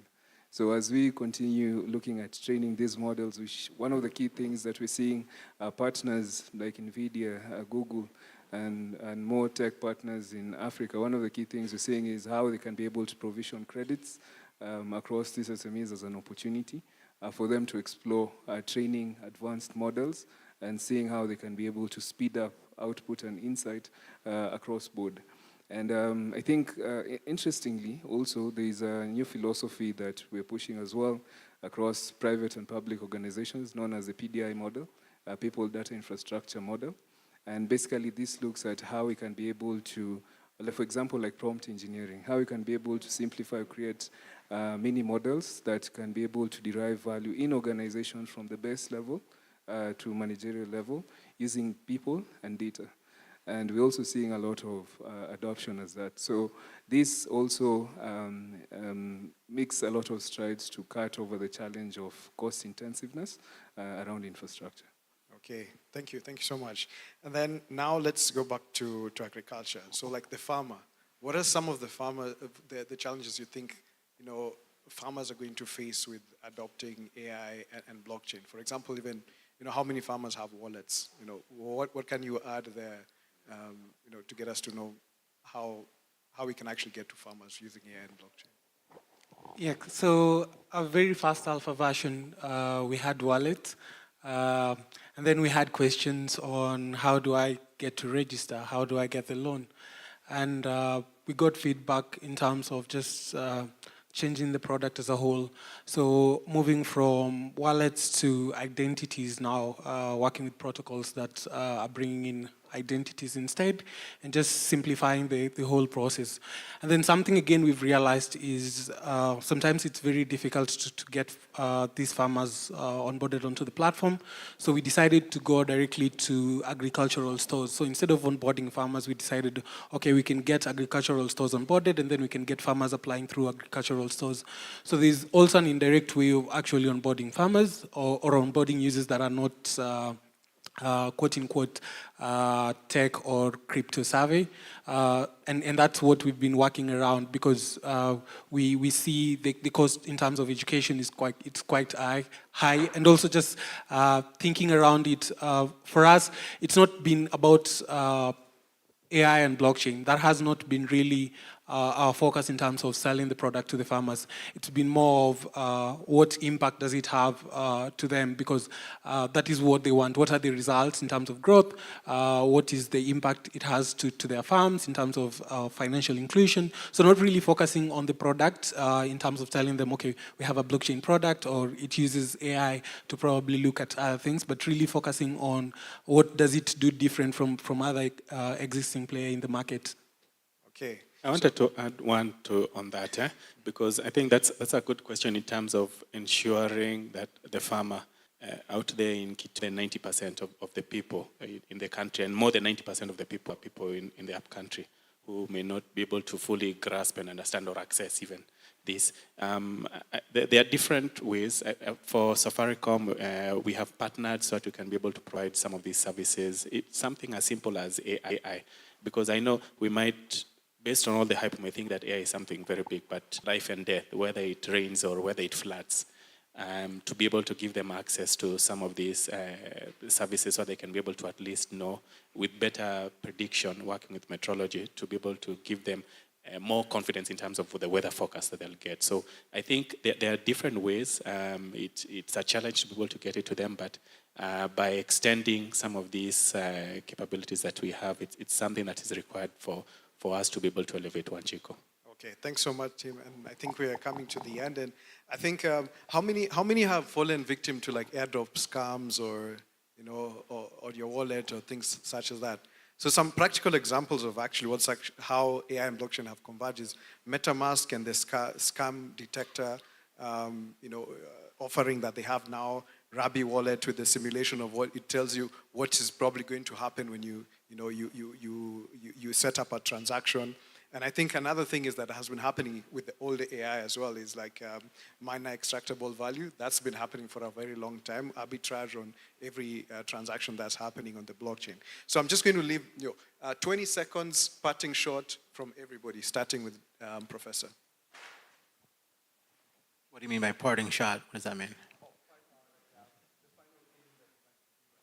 The closing. Oh yeah. Well, okay. I didn't think of one, but okay. I think for Africa, I'm very much focused on the skill set here, and I think it's important to understand that the demand for AI skill set is very large, and the supply is very tiny.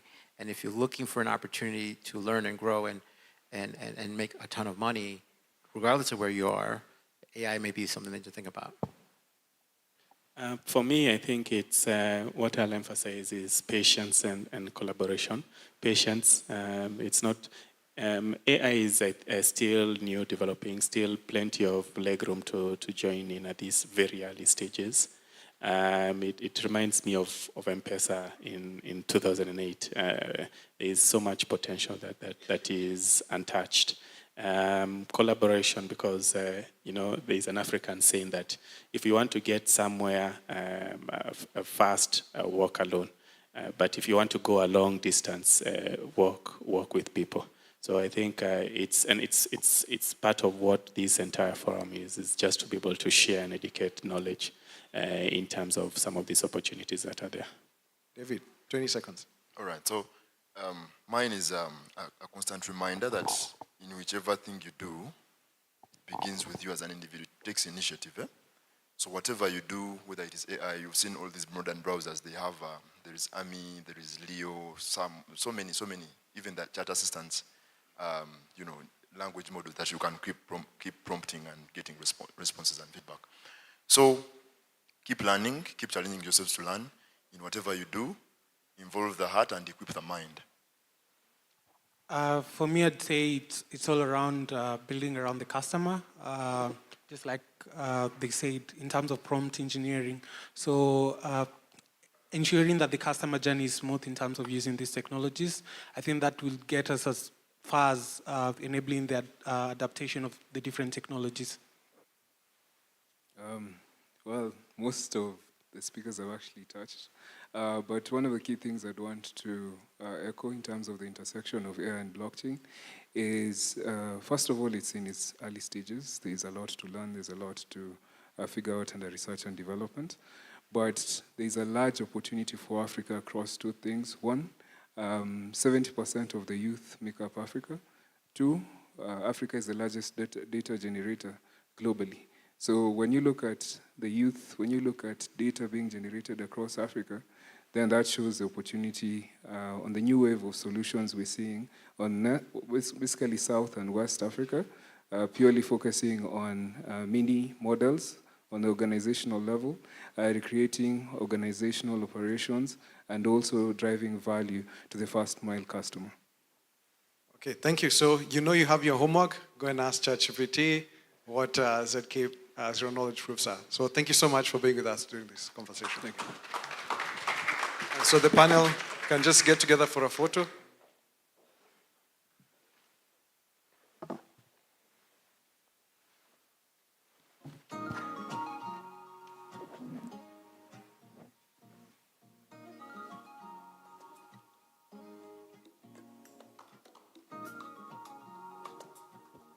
Great, let's appreciate them with a round of applause. Thank you, job well done, job well done. We are now at the final panel of the day. It's been quite a stretch. But before we get into that, ladies and gentlemen, I'd like to request if we can all rise to our feet. So rise to our feet. All right, fantastic. Now I want us to do one thing. I want us to put our hands up like this. And then I want us to wiggle your fingers. It's like you're calling for money, but no witchcraft here, all right? And then I want you to pump your hands up like this. Now for the ladies, you can move your waist, it's just slightly, all right? Not too hard. And then now I want you to stretch your left hand forward. Stretch your right. Take it to the shoulder, to the waist, and turn to your right. So now we're all facing this side. All right? Stretch your left, the right, the shoulder, go to the shoulder, to the waist, and then take another right turn. Now we are facing back. So it's all a right turn. Then stretch your left, your right, to the shoulder, to the waist, and another turn. Just like Macarena. And then stretch your left, your right, to the shoulder, to the waist, and turn. Ladies and gentlemen, like we said in the morning, this is best done with music, 100%. Mr. Director, give us that song. So put your hands up there. Then you wiggle your fingers. Nice. Okay, pump it up. Pump it up. Pump it up. Pump it up. Pump it up. Pump it up. Pump it up. Pump it up.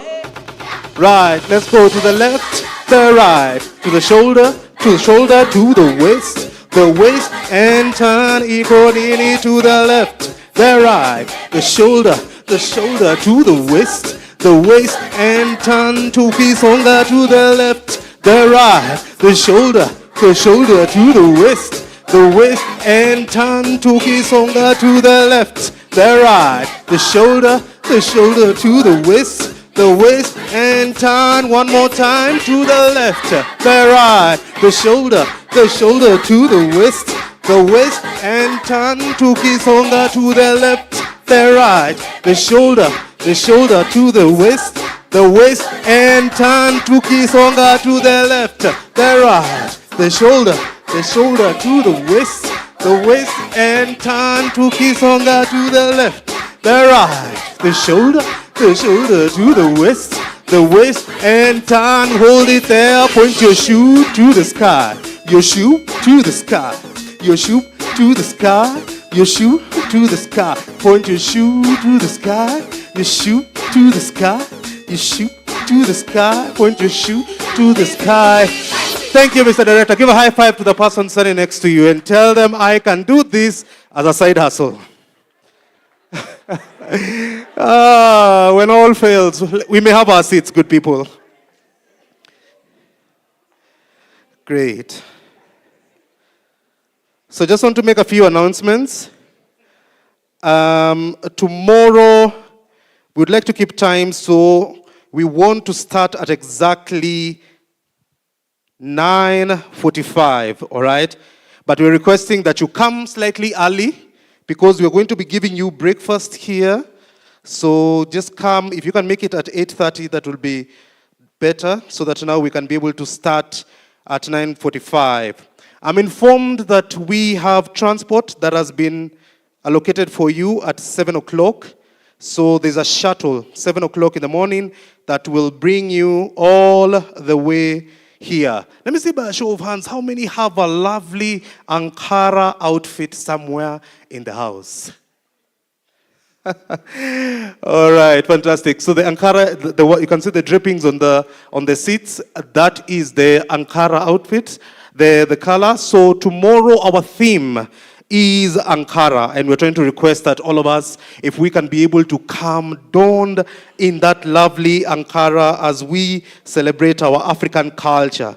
So please make sure you can be able to come and don in that lovely Ankara outfit. So for the next panel, it is going to be on the blockchain regulation. We are requesting if we can just take exactly 30 minutes because we are going to be having another blockchain discussion tomorrow, all right? So I'll start with the first panelist. Our first panelist, ladies and gentlemen, is a virtual assets policy specialist. This is none other than S.A. Kai. Let's appreciate Kakai as he comes.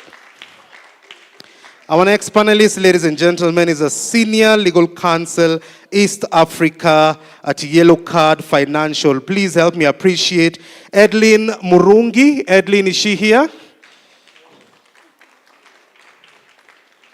All right, and our next panelist, ladies and gentlemen, is a partner at Okello and Kiume Advocates. Please let's appreciate Mr. Bill Okello. And our next panelist, ladies and gentlemen, is the managing partner, MMW Advocates. Please help me appreciate Stella Muraguri as she comes forward. We have quite a number of lawyers here. And our next panelist, ladies and gentlemen, is a legal associate at Bowman's. Please help me appreciate Richard Odongo. And finally, to moderate this particular session, ladies and gentlemen, is going to be done by none other than Grace Waswa. Grace Waswa, where is she? Let's appreciate Grace Waswa as she comes in here. Welcome once again, and we're glad to have you here in the panel. Let's take exactly 30 minutes. Thank you.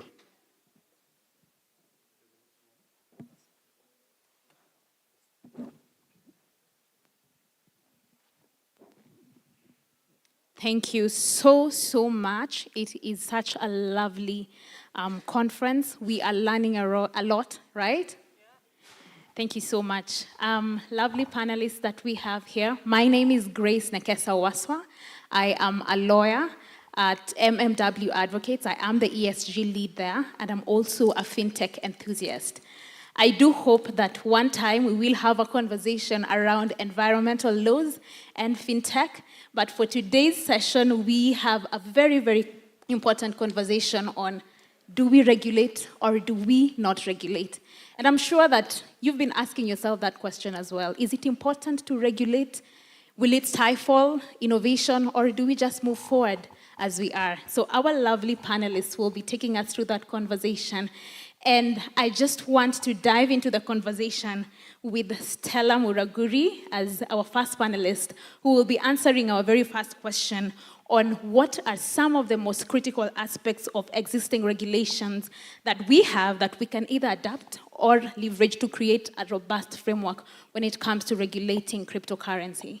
Thank you so much. My name is Stella Muraguri. I am the managing partner, MMW Advocates LLP, and an advocate of the High Court, and also a fintech practitioner. So even before we ask ourselves what can we adopt or leverage, perhaps the question should be, why should we do it? Number one, when I look at crypto adoption, not only just in Africa, but globally, we are looking at 2025 where we'll be having around 17, actually, let me just get that number. We are looking at 7.5 trillion in terms of volumes, 2025. We already know where we are in sub-Saharan Africa. So cryptocurrency and crypto asset adoption is inevitable. Number two, if we even look at what FAT recommendation 15 states, it's that it is now necessary for regulation of virtual assets and virtual asset service providers if we are looking for Kenya to actually get out of the grey list. Finally, we must understand that as much as new technology is exciting and it does bring in inclusion and efficiency, it still has the same risks as traditional financial technology. That is to say, it is subject to money laundering, it is subject to fraud. And those are some of the things that then regulation should come in to cure. But the question that I find myself reflecting on is, how do you regulate that which is consistently evolving? That's number one. Also, the ethos of crypto is that it should be decentralized. Now, when you talk about regulation, then you're talking about centralization in some way. But then on the other hand, if you look at the public interest theory, it actually states that, as a lawyer and a student of law, that sometimes the cost of regulation is actually outweighed by the benefit that is given to the public once there's regulation. So on that basis, now that I'm hoping everyone understands the why, and as a legal realist and legal positivist myself, why or what is it that we can actually borrow? I think the first thing I think of is consumer protection. It is quite obvious that just Kenya in itself has gone through a number of scams. The Ministry of ICT in 2023 actually released a publication and said Kenyans have actually lost 13 billion. Just think of that number, let that sink in terms of crypto scams. So we are definitely at a point where we definitely need to regulate to protect Kenyans. Yes, we have had CMA and CBK issue public notices. We've had countries, even as far as Nigeria, issue circulars and warnings to the public.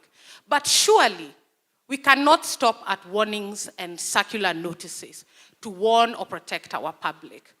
To date, I might surprise you, despite all those scams, we do not have a single conviction in terms of the people who perpetrated those scams. We do not have a case, and unless I could be corrected by my colleagues, we do not have a single case where we can say that the parties or victims of these scams have been actually compensated for the losses they have gone through. So that's number one, consumer protection. Number two, corporate governance. We often see that where there's corporate governance, then it means that there's structures that ensure that we're not having one-man shows or people coming up with great apps in their garage, but they do not have actual structures, they do not have any reporting obligations, there's zero oversight. If you look at what happened with Quadriga CX Canada, once the CEO died, we had $190 million actually just disappear because he died with the keys. Look at what happened with FTX, right? Total zero corporate governance, to the extent where they were doing investigations and they could not find financial records. They could not find a single employee that was actually working at FTX.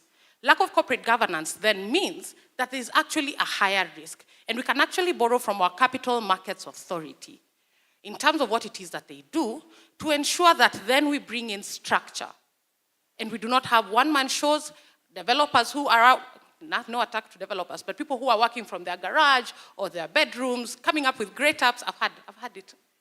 But do we have systems within this particular process? Finally, if you look at AML and KYC regulation, those are important things that we can adopt and leverage. Quite obviously, the fact that first we have been grey listed as a country, and so many other African countries, is demonstrative of the fact that indeed there's a high risk of ML, money laundering, and terrorism financing. When I was a part of the technical working group that actually issued the national risk assessment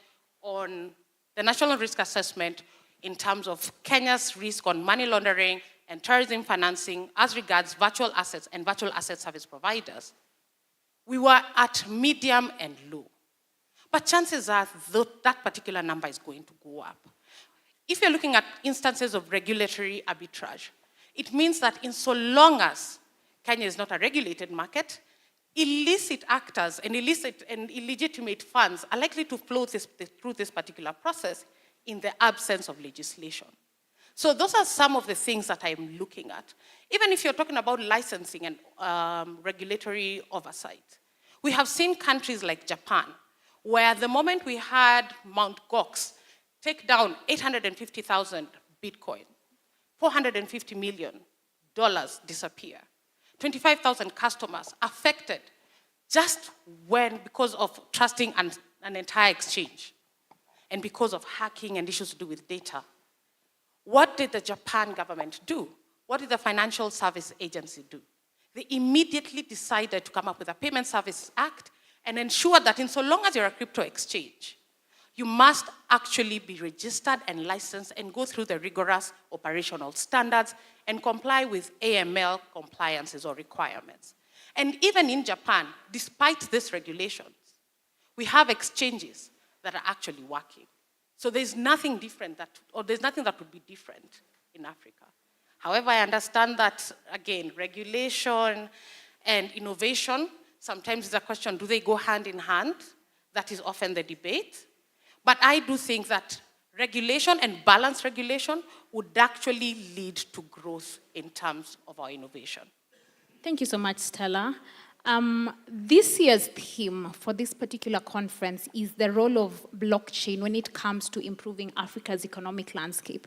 And what I hear you, Stella, say is that we have such a large market, we have so many users that use cryptocurrency, and the hope and prayer is that while we are leveraging cryptocurrencies and blockchain and all that, we hope and pray that it then comes to improve the economy of our country, the economy of Africa. So what I hear you say again is that the existing regulations that we have, the existing regulations on consumer protection, the existing regulation on corporate governance, all these aspects are extremely relevant in terms of building the regulatory framework that we have. So thank you for that. Now, I'm going to turn over to you, Aldine. As she has said, regulation and innovation, sometimes they brush shoulders. We have seen people talk about it. We have seen people question that, will regulation come to stifle growth? Will we actually experience the economic growth that we are hoping to experience when we regulate cryptocurrency? So then the question to you is that, what are some of these regulatory challenges and hurdles that come with regulating cryptocurrency? Thank you so much. My name is Idlin Murunji, and I'm a senior legal counsel at Yellow Card. So I'm deep in the crypto and regulation. That's a very, very good question. And some of the interactions we've had with central banks, CMAs, non-banking authorities, is that we keep telling them that you are behind, and they keep saying the same thing, like you're moving too fast. So how do we meet at a point of intersection? And I would like to answer that question in that we have two instances where regulation in itself, in its current form, is both inhibiting, and at the same time, lack of regulation is also something that's not moving forward. What do I mean? We have the current regulation that we have maybe for payments or for banking or the financial institution, and you find in there implicit bans. And these implicit bans will deter people from the crypto side from entering the financial markets or from being part of the ecosystem. And so the regulators will tell you that we don't regulate that sector.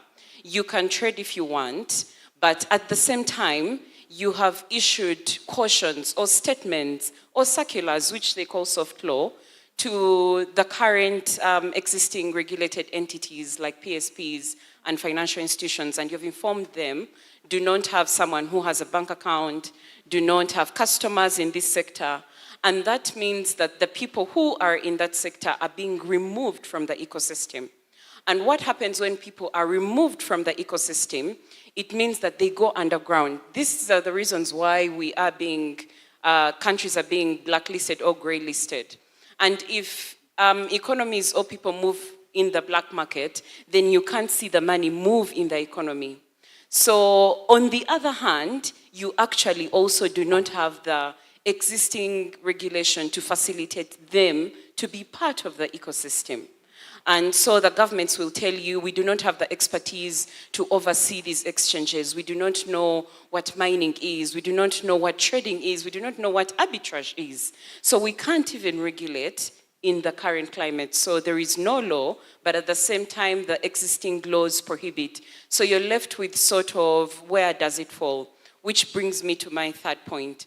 So the third point is that we have to change the narrative and create avenues of one, defining the problem and categorizing the problem. So one of the problems that we have is that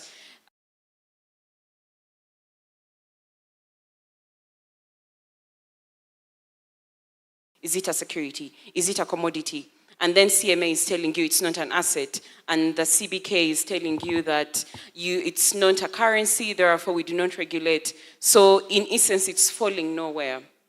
So first of all, we need to move forward with either creating a central body or an association or a multi-agency that is able to put all of it into one. What if it's neither of all those things? What if it's not an asset? It's not a commodity, but it is a new form, something new. One of the things that we're having a problem with is that we're trying to define it within existing norms. And I've been telling regulators, it's okay to define something new. We defined mobile money as something new. We had never seen telcos doing financial services, and it became a new thing. So this can also be a new financial product. So South Africa has taken a very good approach of, rather than creating a new law and defining a whole bill or a whole law on virtual assets or virtual asset service providers, they have just amended the existing law to put financial product. So cryptocurrency is now a financial product. So if it is a financial product, it means everyone within the financial services now will have to adhere to the rules of AML, KYC, corporate governance, and that saves a lot of people time. The other thing that we have to do is sandboxes. Now, sandboxes are both good and bad. Why do I say both good and bad? They are good if the agency that is hosting the sandbox is willing to have virtual asset service providers within this sandbox. I have been in this, we have applied for sandboxes, and the regulator will tell you that the sandbox we have under the CMA is strictly for securities, or the sandbox we have under the CBK is for remittances. Is USDT a remittance? Is it, and then when you tell them it's crypto remittance, and then they say, but is the crypto regulated somewhere else? So we need to have these sandboxes, maybe a national sandbox, or a sandbox within the multi-agency that I'm talking about that allows for actual innovation. So where do I see regulation merging with innovation is that we have to meet in the middle to, first of all, create where we haven't created before, and then expand definitions or meanings of what exists to be able to cater for this creation.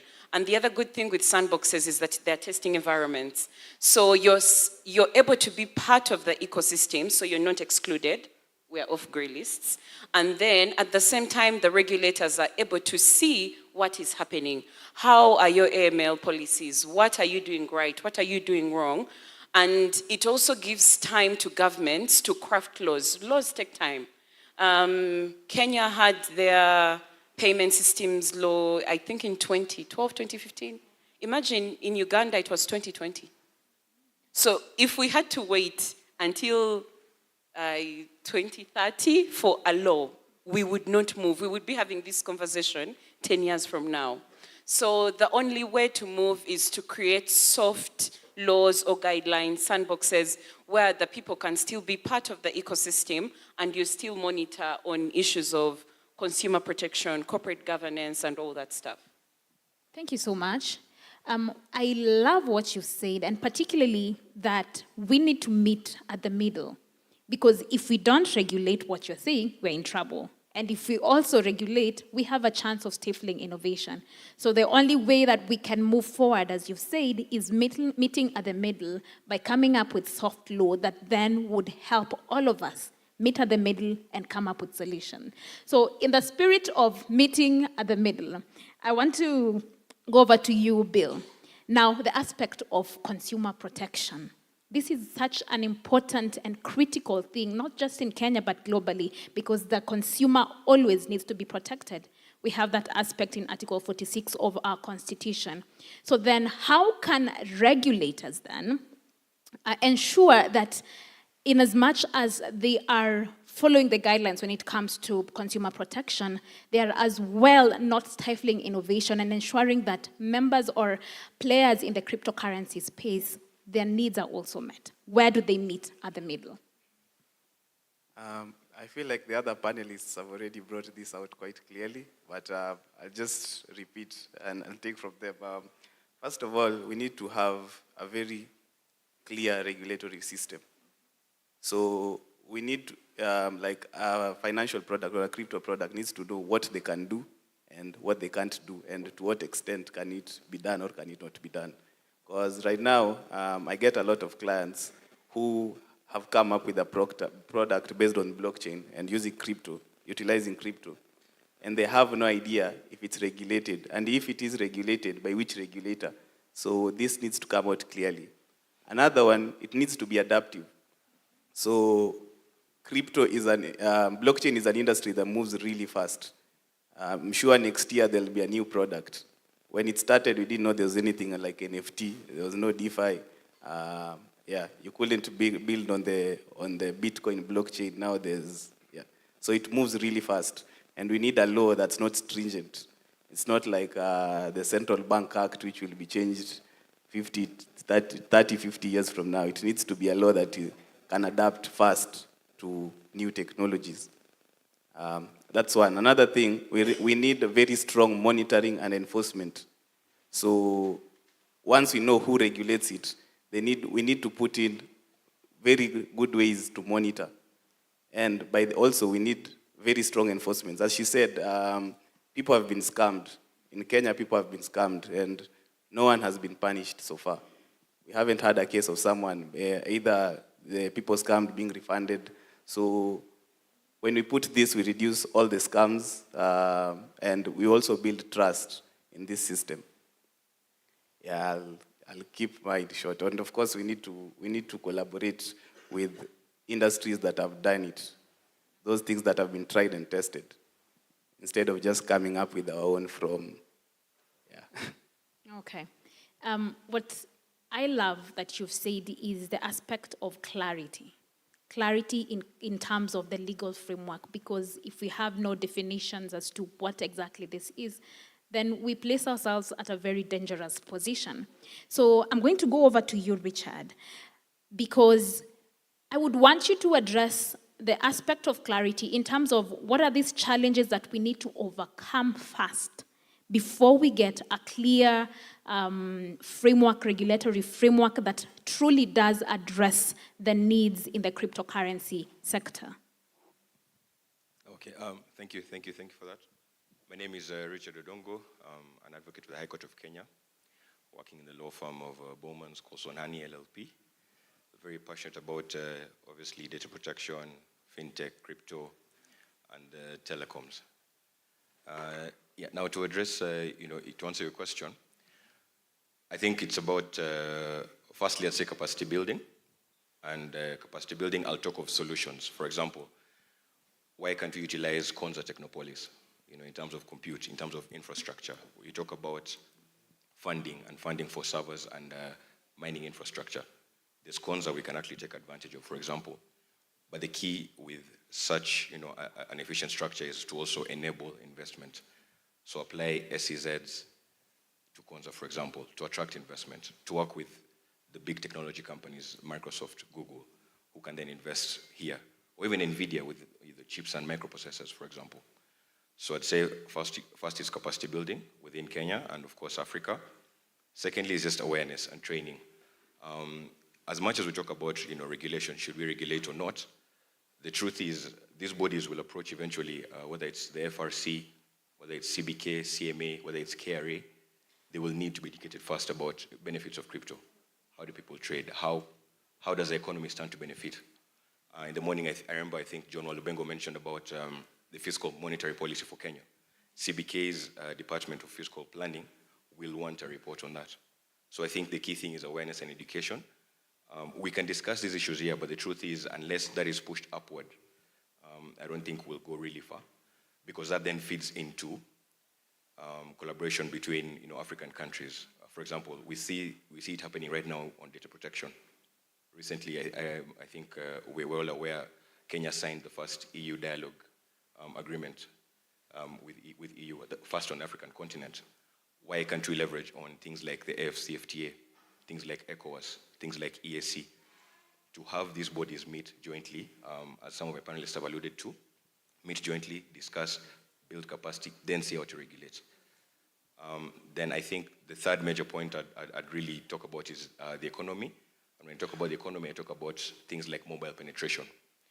I think I recall in the morning someone even said you can trade, crypto using a USSD code. That's well and good, that is fine, but what is our mobile penetration in Kenya? What's our network coverage? If we have coverage issues even during elections, how then do we scale this and roll it out at a nationwide level? So I think it's those fundamental building blocks, things like infrastructure, funding, harnessing even the small, simple things like solar energy, for instance, cuts down on importing of electricity.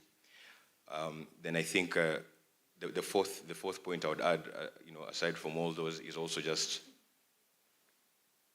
aside from awareness. Really, the point I would also add is in terms of education, it goes beyond educating the regulators. It also goes into our curriculum. We had a webinar, I remember, with Robert Moka as LSK, and on that webinar, I think he was discussing, of course, cryptocurrency and Bitcoin, and even advocates in Kenya don't understand how to trade, how exchanges work, what is on ramp, what is off ramp, and it's those simple things which also go into changing our curriculum, changing our STEM. How do we approach things like coding, engineering, mathematics? Then that's when we can talk about regulation. So I think for me, it's the fundamental building blocks, which then feed actually into policy first, a policy paper, policy discussion. I know we had a distributed ledger technology policy paper in 2019.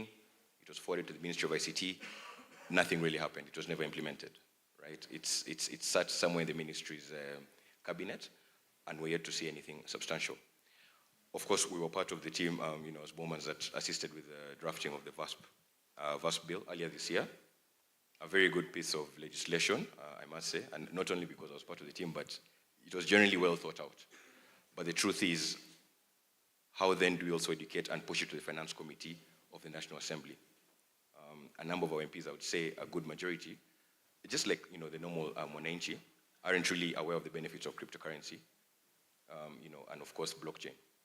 So it just feeds into that larger conversation of, I think for me, it's foundational building blocks that then feed into policy, that then feed into ultimate regulation once we're ready. We don't need to do it now immediately and get it wrong, but it's better to first see what our aim is. Is our aim AML and KYC? Is our aim to restrict illicit financing? Is our aim to protect the consumer? Because acts like the EU AI Act, for example, are geared towards boosting the economic trade within the EU, right? Because a number of the majority of the big tech companies obviously are not based in EU, but the EU also wants to promote its trade. So even as we think about regulation, what is our aim as Africa? What are we going for? Is it to promote our infrastructure? Is it to boost the economy, or is it to protect consumers? That also has to be addressed in my view. Thank you.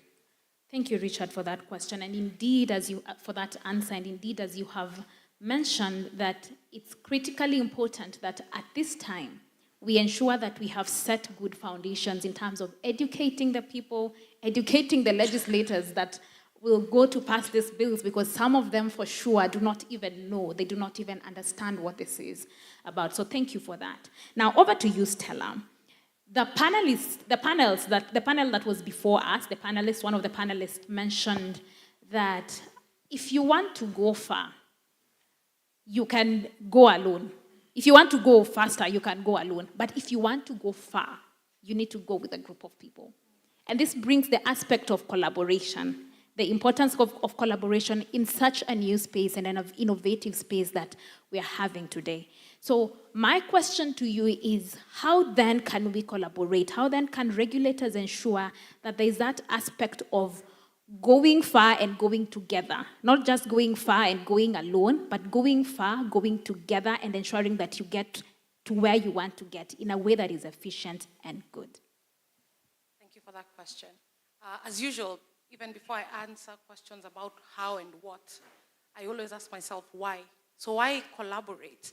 And there are many reasons as to why, but I'll just point out to one. I think when we do not collaborate, that is industry players, legislators, regulators, when there is failure to collaborate, what we then have is regulatory ambiguity. That is to say that in the absence of clarity, what our legislators will put forth is what they think crypto means or crypto is or what a digital asset is. I am not saying this from a hypothetical point of view. It is actually a current situation in Kenya. If we look at the digital asset tax, I surely think a lot of us might consider it poorly drafted for simple reasons such as, what is digital asset? poorly drafted. And then how is tax applied? And incidentally, our taxman is stating through that particular act that income derived from an exchange or transfer is taxable. I've just abridged what it actually states. So that is to say, it doesn't matter whether the transfer was actually loss-making or profit-making, it doesn't matter. Whether it was just mere conversion, it doesn't matter. Tax is payable. Is that a fair position? I do not think so. Because then it means that you're being taxed for merely participating in the crypto space, not because you have made a gain. So we then get to see that is a situation where we have lack of regulatory clarity because of lack of collaboration. Similarly, and just to give Kenyans comfort, it is also something that is happening in the US, where we have CFTC and SEC asking themselves, are certain tokens commodities? Are they securities? Or do they, when they have both characteristics, what happens when there's jurisdictional overlap? Similarly, if we look at the case of SEC versus Ripple, the big question is an XRP token, does it meet the legal threshold of what a security is? And again, it's just this lack of regulatory clarity and lack of collaboration that comes around it. So it goes to show that collaboration is just not between regulators and industry players, but it should also be amongst regulators. Do they have clarity? And I like what my colleague said here, that you find CBK saying, okay, is it a commodity? And this one's saying it's cryptocurrency. No, let's call it a crypto asset. So that then ends up being very confusing. So then back to the question, how then does collaboration advance this? Three things. And I've had everyone talk about collaboration, but then I'll just minimize it to three things. Number one, we can actually have technical working groups. And technical working groups is something that actually works. This is because, as I said, I was earlier part of a technical working group with FRC as regards the National Risk Assessment VA's virtual assets and virtual asset service providers, as regards the risk that comes with the use of this particular assets. And one of the things that I loved about the room that I was in and the group I was in is that it had bankers, it had people from the private sector, public sector, people from various agencies. And that is an example that Kenya understands that there is need for collaboration, so that then we're not looking at things from just a regulatory perspective, but we also get to understand why are we regulating, how do we regulate, are the nuances in the crypto industry similar to the nuances in traditional finance? And it's very easy also to say that indeed at the end of the day, the financial principles in crypto and in traditional finance are the same. But I dare say the characteristics behind it are very different. And that is what that needs to be considered. Number two, I think sensitization, and I love that you said that. Sensitization is very, very important. Very important. And it's something that we are seeing our ODPC do. That they realized that sensitizing people through rulings, while it is effective, it just means that you're consistently catching people on the wrong. And now what they started doing is doing sensitization programs. So imagine now sensitization programs such as this ones, where we have regulators in the room. We have our judicial officers in the room. I have handled cybercrime matters. And one of the biggest issues I have is that from the judicial officer to the prosecutor, trying to explain to them the nature of a crime, how it happened, and it is not a tangible crime where you're saying, this is the knife, this is the body. You're saying this all happened in an intangible space, in a digital space. You can always see it in the look in their eyes when the head turns and you just know that they have not quite gotten it. So even as much as we're talking about sensitization with regulators, even with our judiciary, who are the people who will actually handle issues to do with cybercrime, issues to do with crypto fraud? It's extremely relevant. Then finally, if we are also looking at collaboration, we should also then consider how then do we also have consumer protection as a part of our collaboration, licensing part of collaboration, fees, because I saw I think the bill had a section on fees. How do we arrive at those fees so that then it doesn't push people away? Instead, we cannot be saying here that crypto is meant to be financially inclusive, but then we have barriers in terms of entry. We do not have mobile penetration. So I think all sectors will be required in the collaboration conversation, but we cannot leave Kenyans behind because eventually they're the users of these particular products. Thank you, Stella. Indeed, all stakeholders must be involved in this conversation. So I'm informed that we need to close. So I'm going to give all our panelists 20 seconds to just give us a parting shot, and then we can close. We'll start with you. Thank you. Blockchain is different from crypto. Blockchain does not necessarily to be regulated. However, players in blockchain do sometimes need to be regulated, particularly perhaps in the financial sector. That's how cryptocurrency comes in. And then we do need regulation, but we would rather not have regulation than have bad regulation. Yeah, that's it. I'd say while regulate the financial service rather than the crypto asset itself. Because crypto assets can be used to do so many things. So if it's lending, who regulates lending?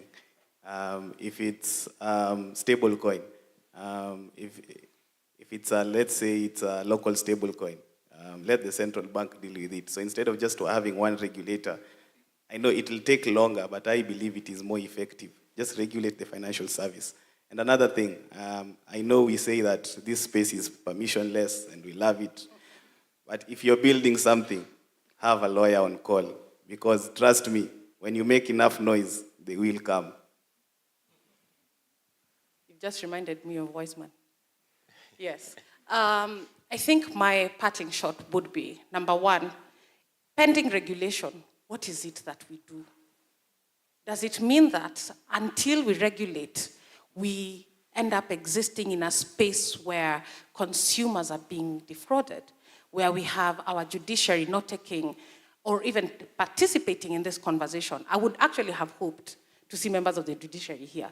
Because eventually, when there's fraud, when there are certain schemes, they're the people who will actually be the deciders in terms of now what forms jurisprudence when it comes to crypto, blockchain, name it. Finally, I also think when we're talking about regulation, when we get to the promised land, assuming it's a promised land for some and maybe not all, I think we need to take a functional approach. And even when we are drafting our legislation, public participation must be real. It must not be a sham, it must not be aesthetic or cosmetic. That way we avoid the situation that we had in terms of how we tax digital asset tax, or how we apply, digital asset tax. So there must be public participation that involves all stakeholders. So functional approach, public participation, and also future-proofing, because we will not, or we cannot have a situation that whenever new technology comes up, we are always then amending our laws. We have to make sure that it's future-proof, even as we undertake regulation and legislation. Thank you.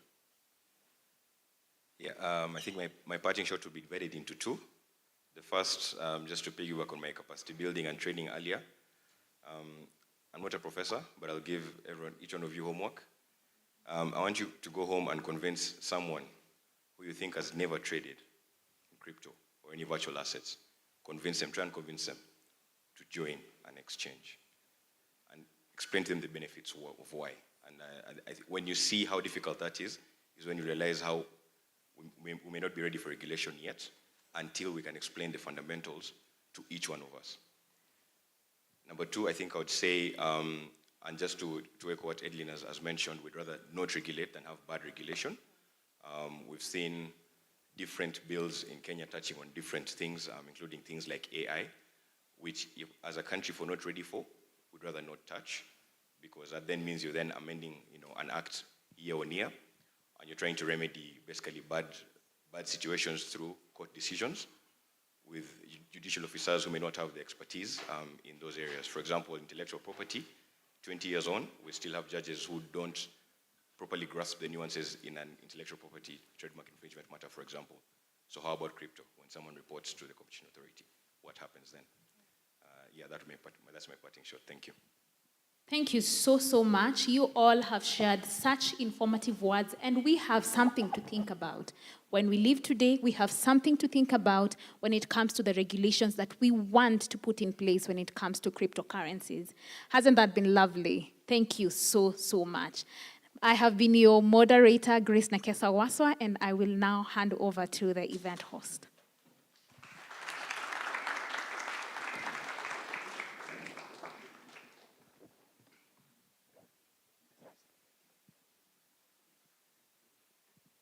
All right, we'll just call them together so that we can be able to take a group photo. As a panelist, let's appreciate them just one more time.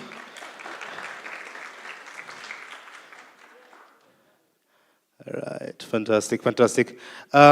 Just a quick announcement. There's a car that needs to urgently be moved.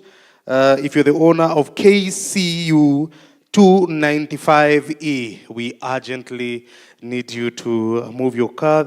There are some people who need to leave. Then I'm informed that we'll have, at exactly 8:30, there's going to be a startup roundtable tomorrow. At exactly 8:30, that is for the VCs and also for the founders. So please, if you're in that category, please be here at 8:30. We're going to have that roundtable, and then we'll want to start our session at exactly 9:45 tomorrow.